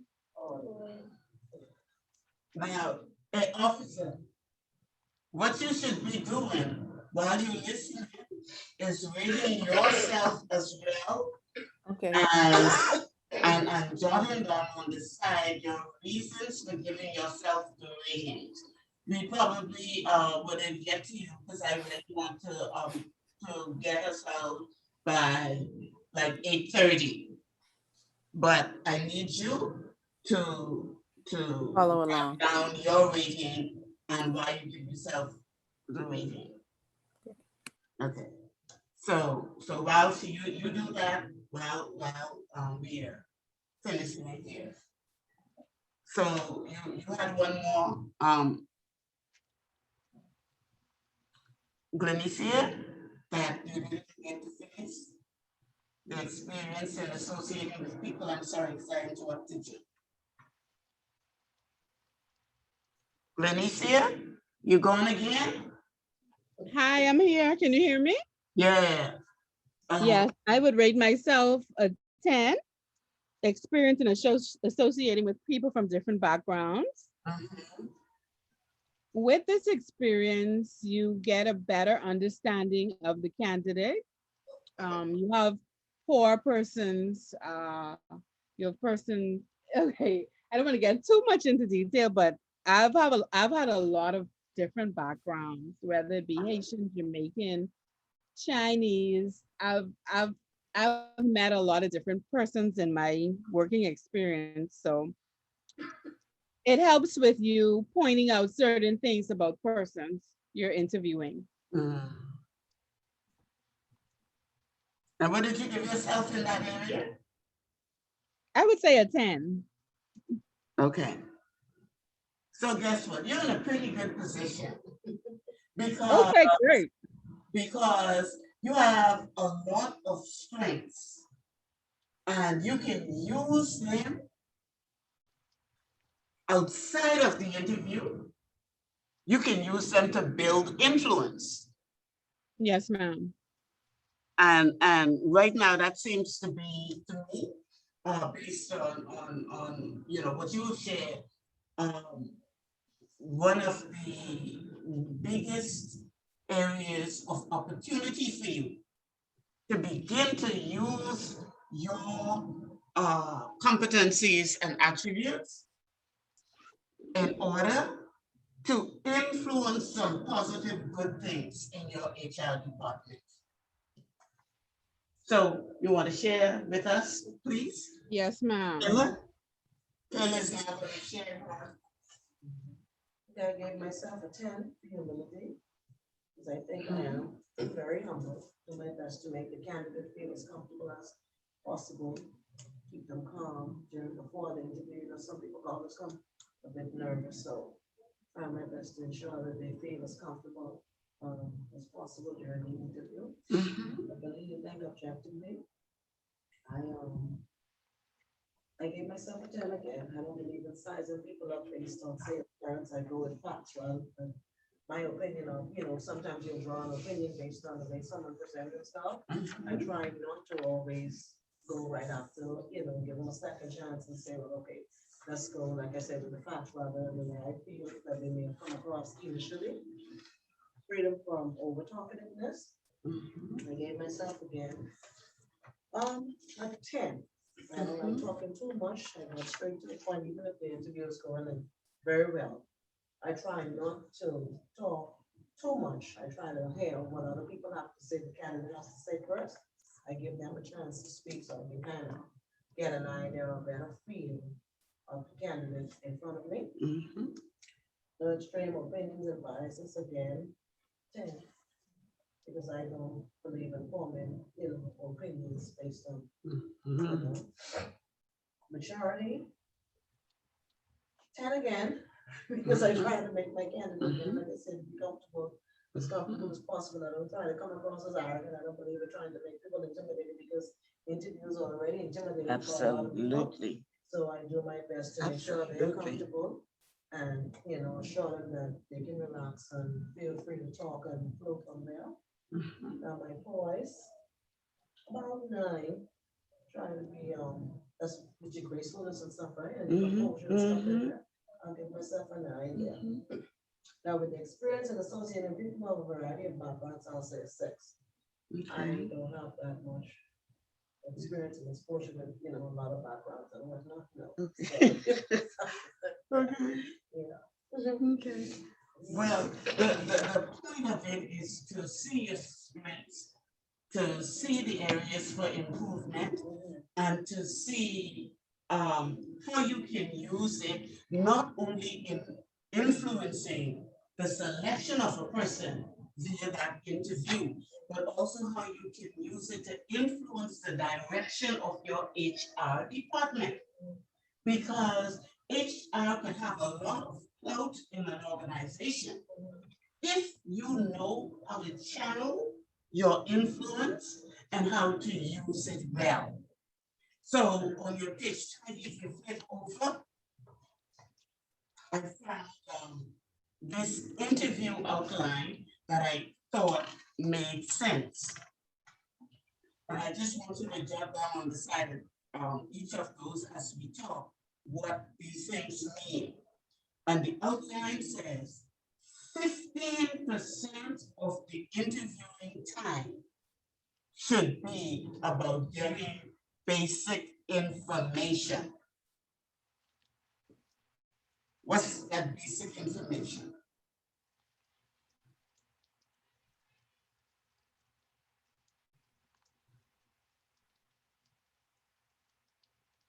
When you're doing that interview, what's the basic information that you want to get from people?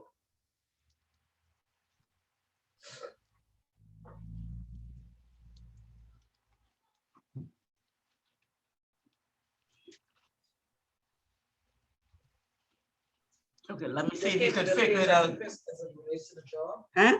their capabilities as it relates to the job or the role we hiring them for.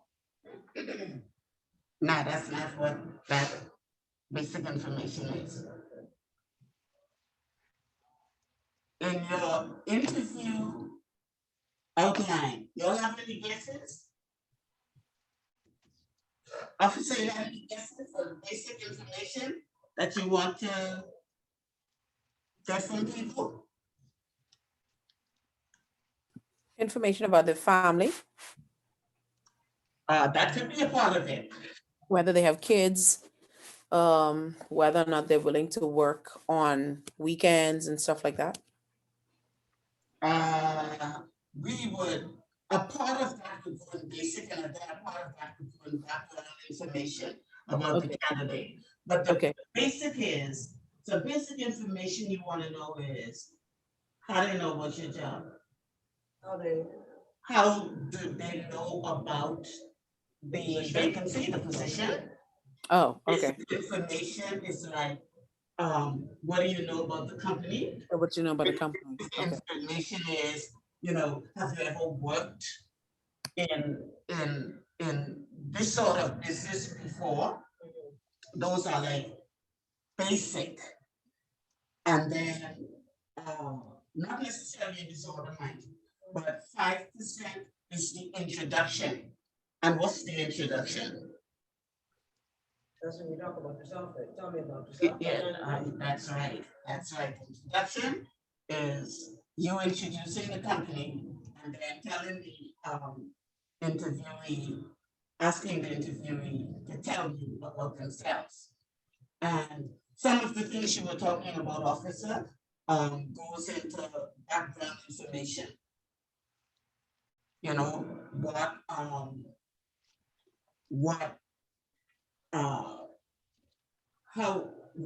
did you leave the job you were coming from? Things like that. Things like, well, have you ever worked before? What sort of things have you done? Sorry, which part is that? That's part of introduction. No, this is background information. Introduction is the personal between you and the person. Okay. Mhm. The background is what they would have done before, why are they leaving, all of that. And the bulk of the interview, the 60% of that interview now is about the major activities and achievements. And that's about questions on competencies. What are you able to do? Are you able to do this job? What skills do you have to do this job? What kind of attributes? Competency, attributes, attitude and those things, the soft skills to do the job. So this is about your practical skills and abilities, and then your soft skills. So 60%, remember we talked a little while ago about the can do and the will do skills. 60% of your interview should be focused on whether a person has the can do skills to fill that job and the will do skills that that job needs. So that's just the backup. your interviewing skills and to give you a kind of framework to to segment your questions into. Now, on page 21, we talked about talent. And when we did the little activity earlier, we asked you if whether or not you are talent based on your capabilities, your can-do skills, and your will-do skills. So I tried to do a kind of formal definition of talent for you. And it's the natural ability not acquired through effort, education, or experience. There are some people that just have it, even though this is the first time they may be approaching a job. They learn in a day or two, but the average person takes a year or two to learn. It results in spontaneous behavior on the part of the individual. They always want to know more and do more. It results in intrinsic satisfaction when their talent is being maximized. And that's the people who say in a nutshell, I love my job. You know, they don't say I love the money, they don't say I love the position, they say I love my job. I like going to work. They're the ones who go to work even when it rains. And talent can be measured so that behavior can be predicted and masked with the correct job or skill. Now, there's a wrong word in there. In that sentence I just read, what's the wrong word? Read that sentence and tell me why it don't make sense. Read that sentence and tell me which word is obviously should not be there. What sentence, please? The sentence that begins can be measured, that's the fourth bullet point. A word shouldn't be there. Hi, Carrie. Good evening. Sorry to be Where you late. come from? You got rain out in Barbados? Pardon? Did you get rain out in Barbados? We got rain out in Barbados. No, I sent you a message when I submitted my assignment. I had a dentist appointment, so I just finished. I still in my work clothes. I came straight home and signed on. I was trying to do it in the car from my phone, but it didn't work. Okay, well, it's good to So my see. apologies for being so late. Yeah, very late. Extremely. My goodness. Yes, yes. So I was saying, we're looking on page 21 of your workbook. Okay. We're looking at talent.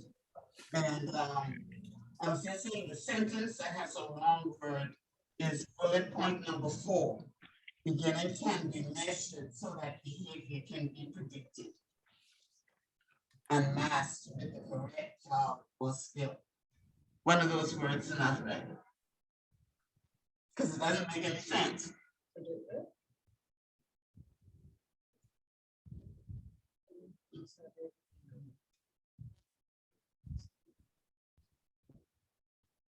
Masked?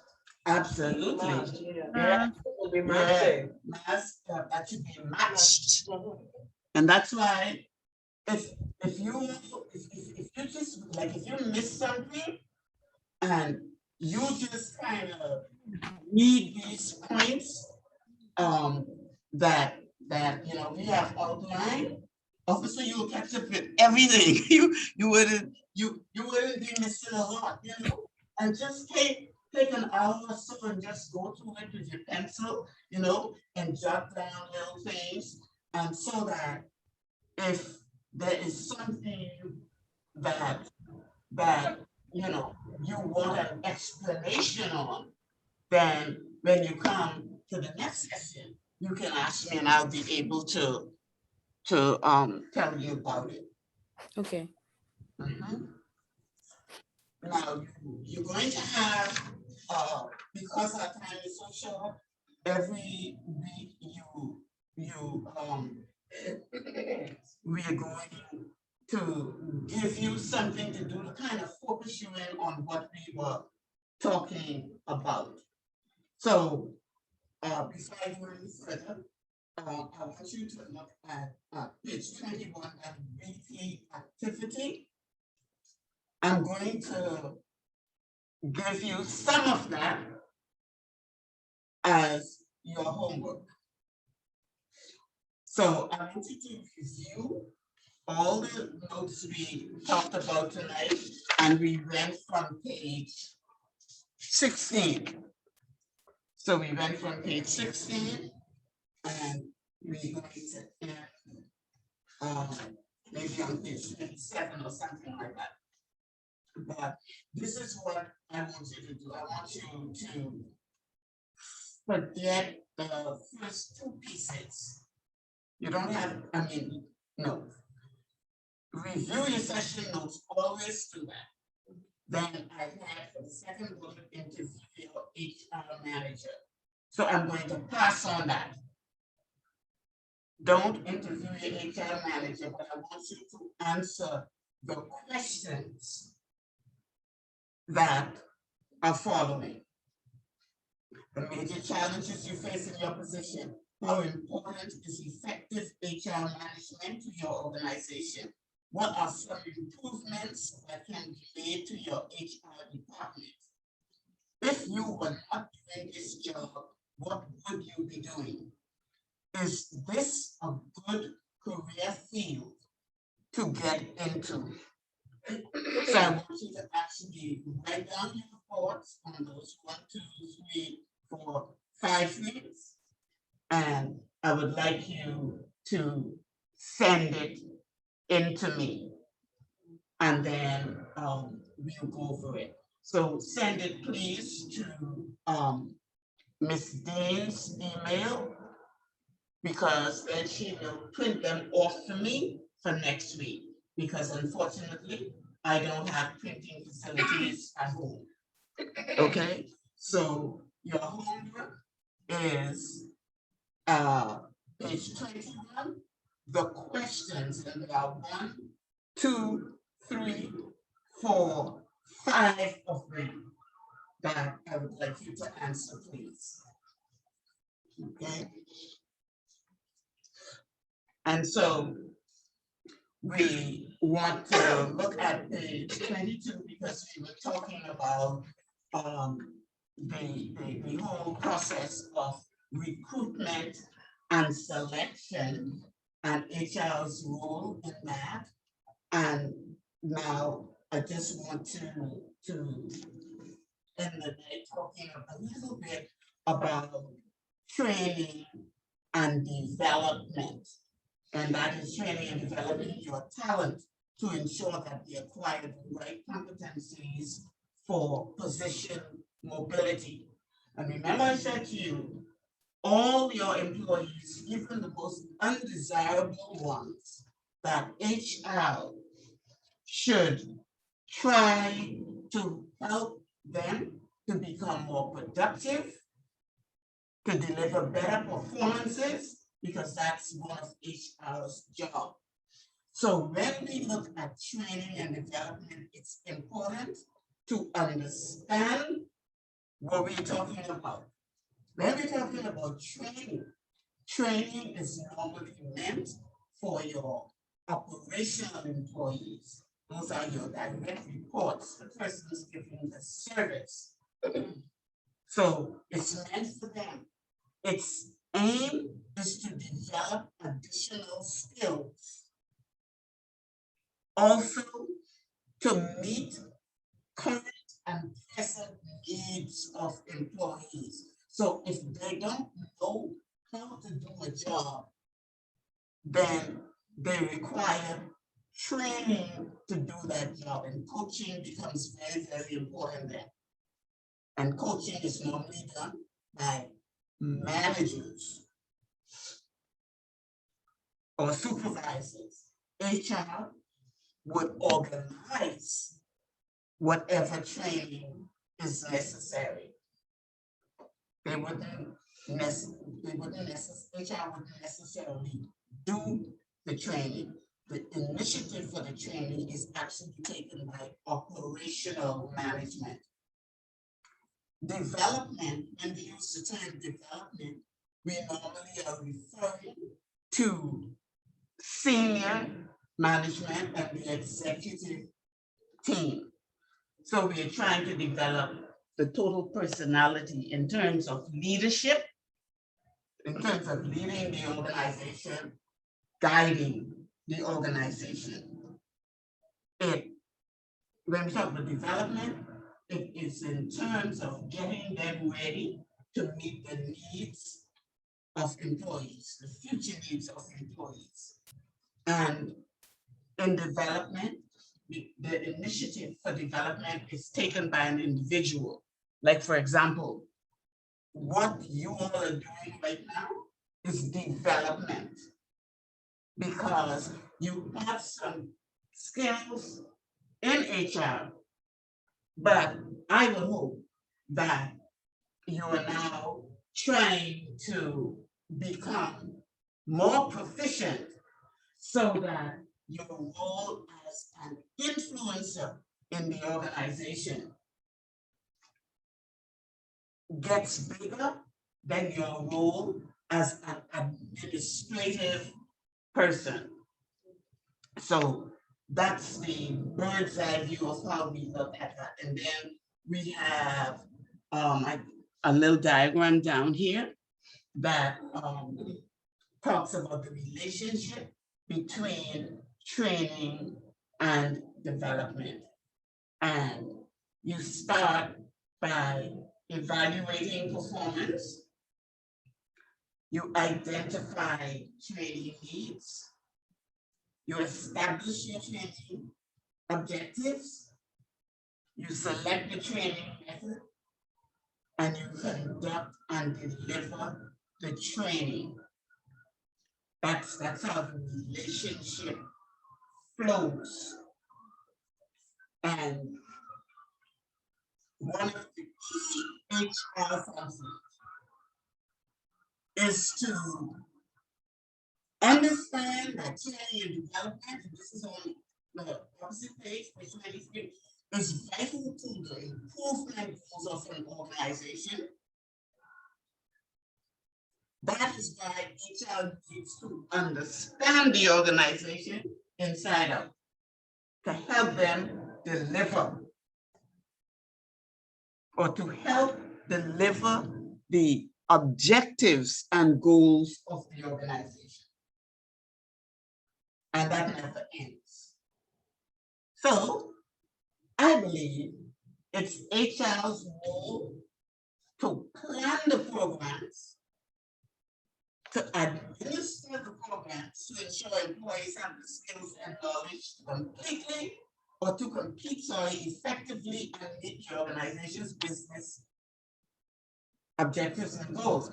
This does not mean that HR have to do the training. HR looking at that performance appraisal.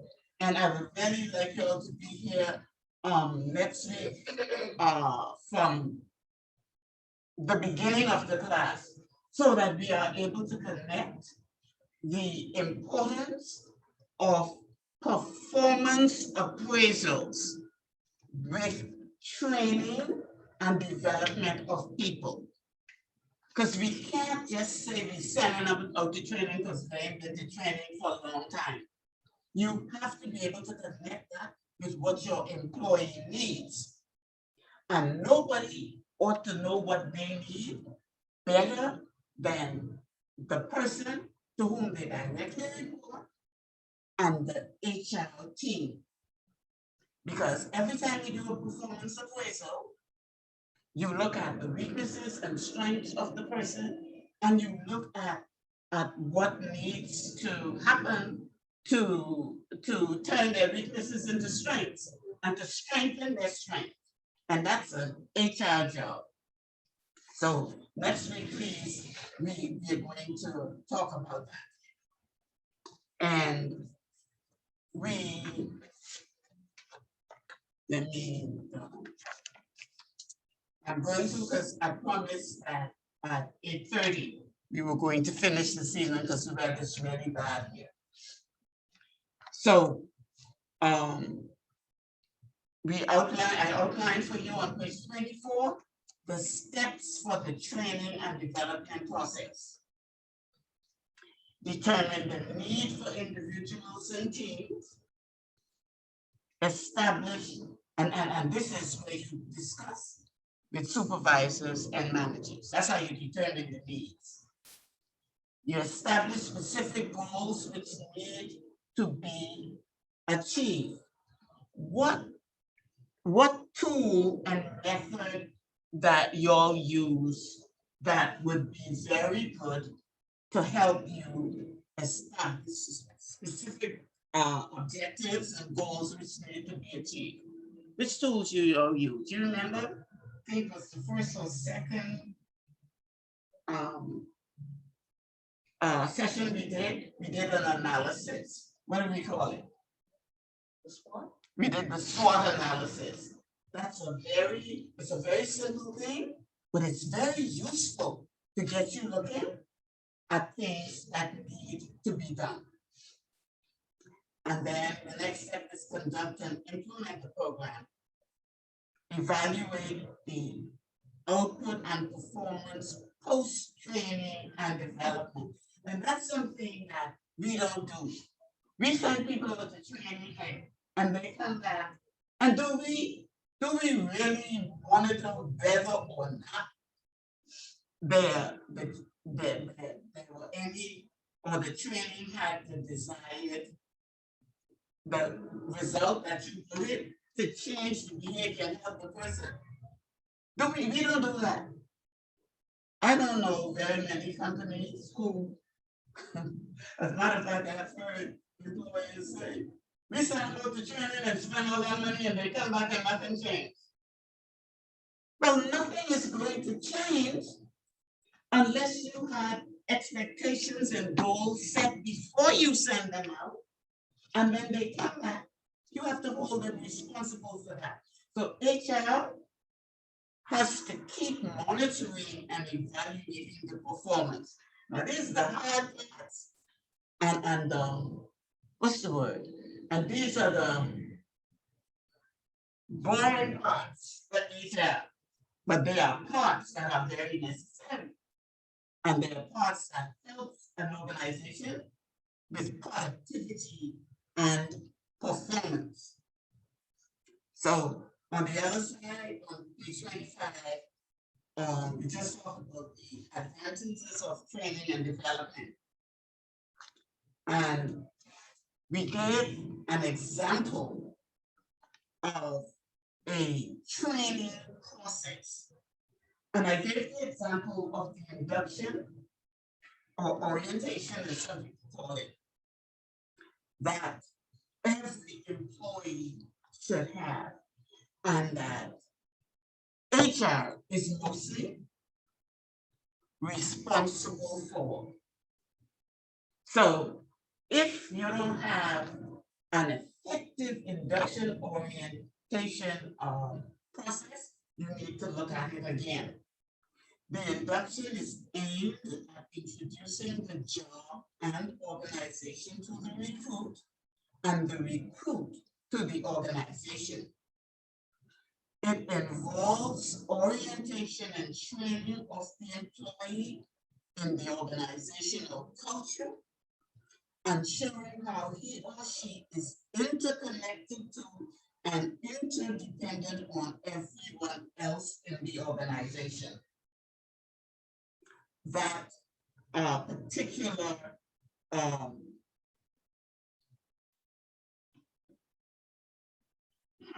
wait just a second, that definition, particular definition, I took from the Business Dictionary because I wanted to formalize it to show how important it really is. Okay, so as HR people, you all should, one of the things you can do is to just look at the structure of your induction/orientation program and see whether or not there are any opportunities for you to improve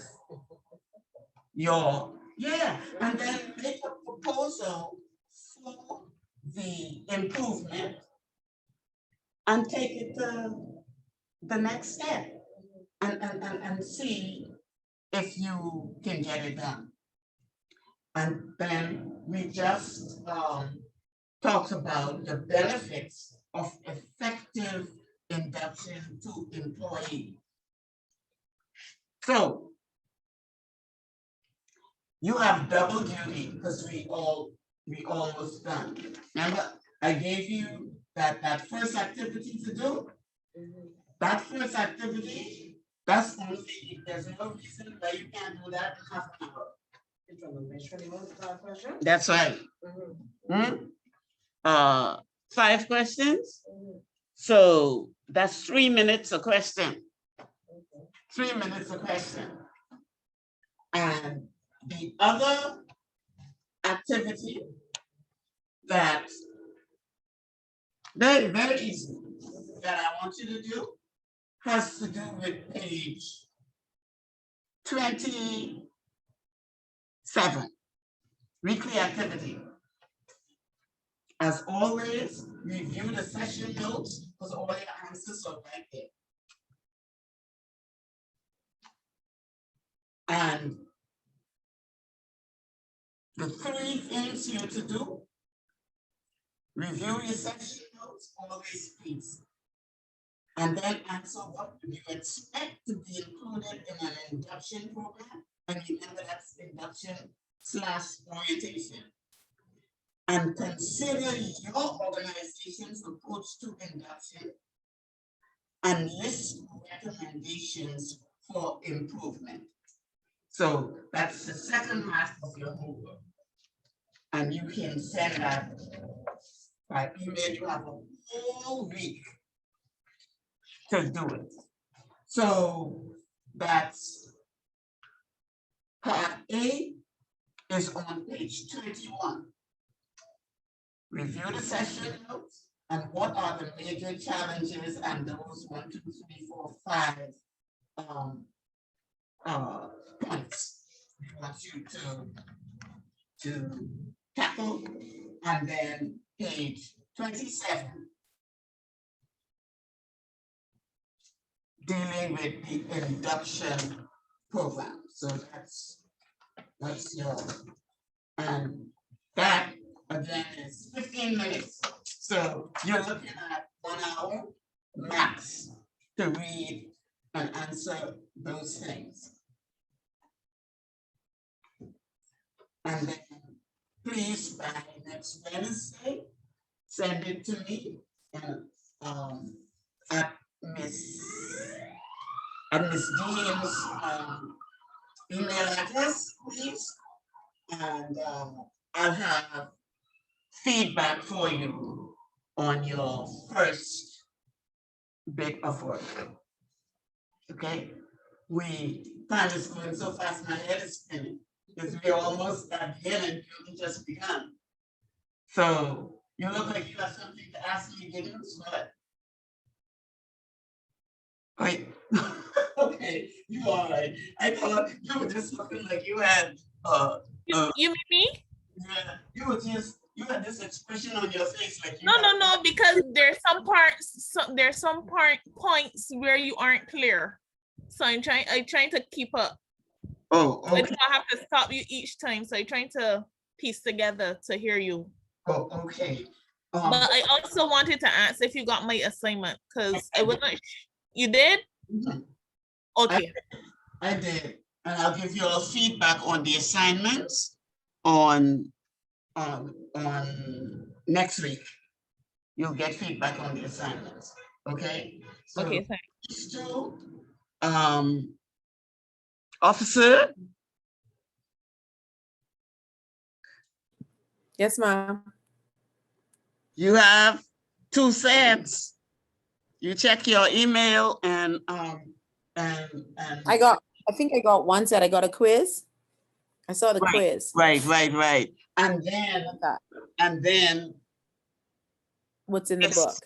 yes. Yes, ma'am.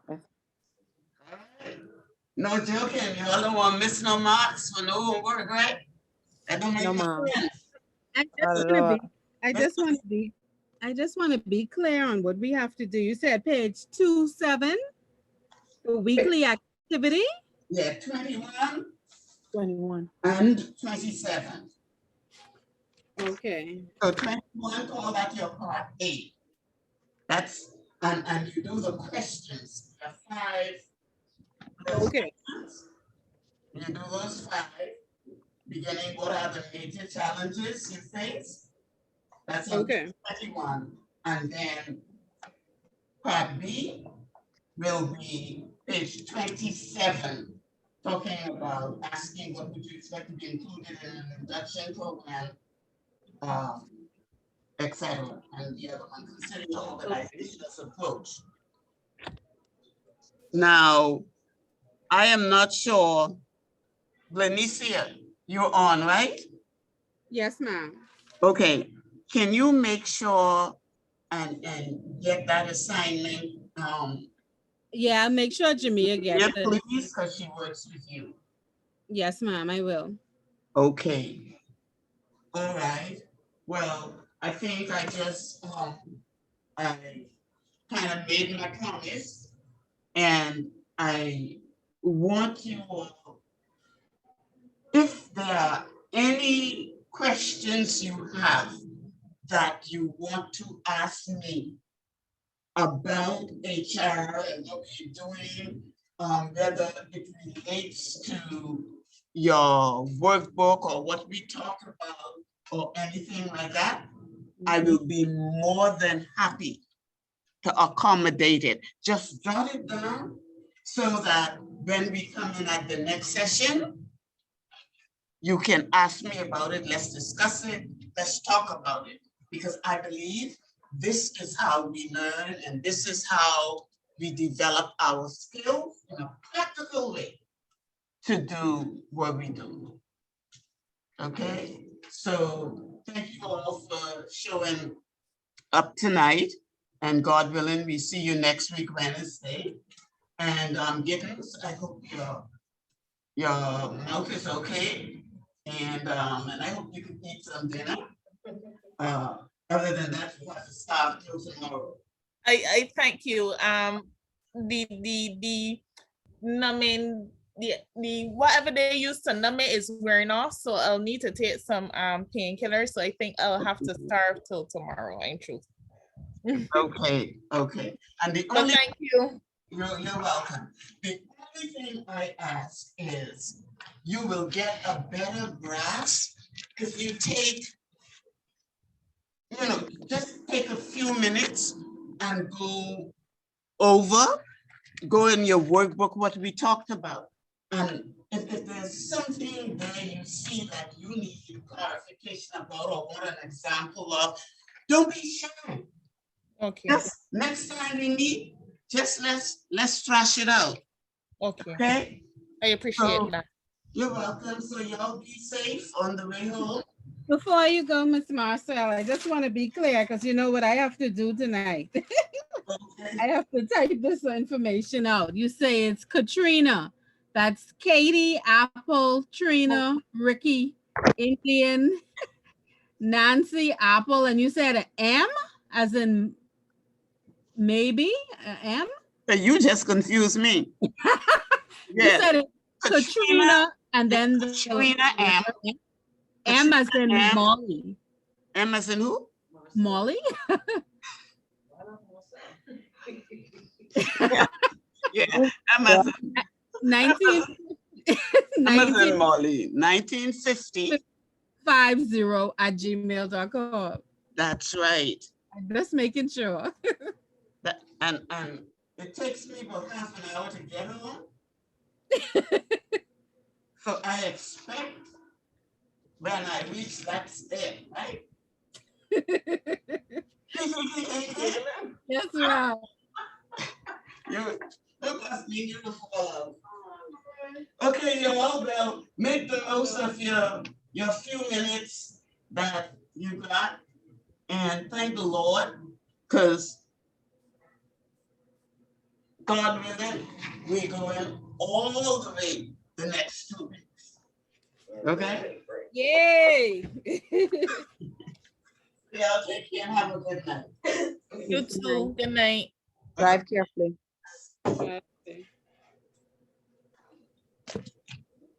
Officer, you gone?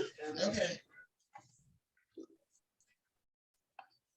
I have a question. I was trying to formulate in my mind the approach, the house that HR built. You say you don't have a specific amount of pages, No. because it's not something you want to like write on in terms of like points. Because I'm thinking house, I was thinking of an org chart. I was trying to figure out how best to approach it, you know? Okay. If we take the concepts, can you have those and give me my bag back? What's this? I was hoping it was. Well, you get all, because only you one thing. Yeah, thank you. What I would like, let me see if I have. Yeah, because I was trying to think, I said, I know I want to include everything, of course, we know your foundation, Okay. the integrity, trust, honesty. and Exactly, stuff like that. exactly. Then Okay. you have your windows. Like some of these people were, they were so, and okay, like for example, this is the house that HR built, right? And so you always have, I kept this because I thought it was very good. You always have a Foundation. right, and an Okay. introduction. Okay.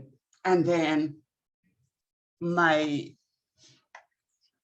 goal is to see how much of the concepts and dynamics of HR and the context and the value and everything to do with HR, how much of it can you put together? Obviously, if you take time and go and make it creative, the more marks you're going to get. Yeah. Like for example, this lady said the second stage, couple of first aid, is getting to the bell course. I seen it in the picture, but the stage in this stage in the HR house represents, then she said, code of conduct, regulation, laws of the country, employees, you know, and she did a young thing to explain. Got it. Okay. All right, that's a good idea. Okay, but I was trying to figure out how to write, you know, the approach you use. Well, I so appreciate these mangoes. They were so sweet. I stuck to that counter that very night and they ain't both the mango. The other tree, they don't drop or ripe as quick, and I give them to everybody likes them. So on Sundays I take them to church. Okay. You can't take off the church. Yeah, I give everybody, my sisters, because thank God he gave me so many this night. So I should have a couple also next week. I appreciate it. You pop in the building again? Oh, yeah. Okay, I'll be there. You know how to turn this thing on? Listen. Okay.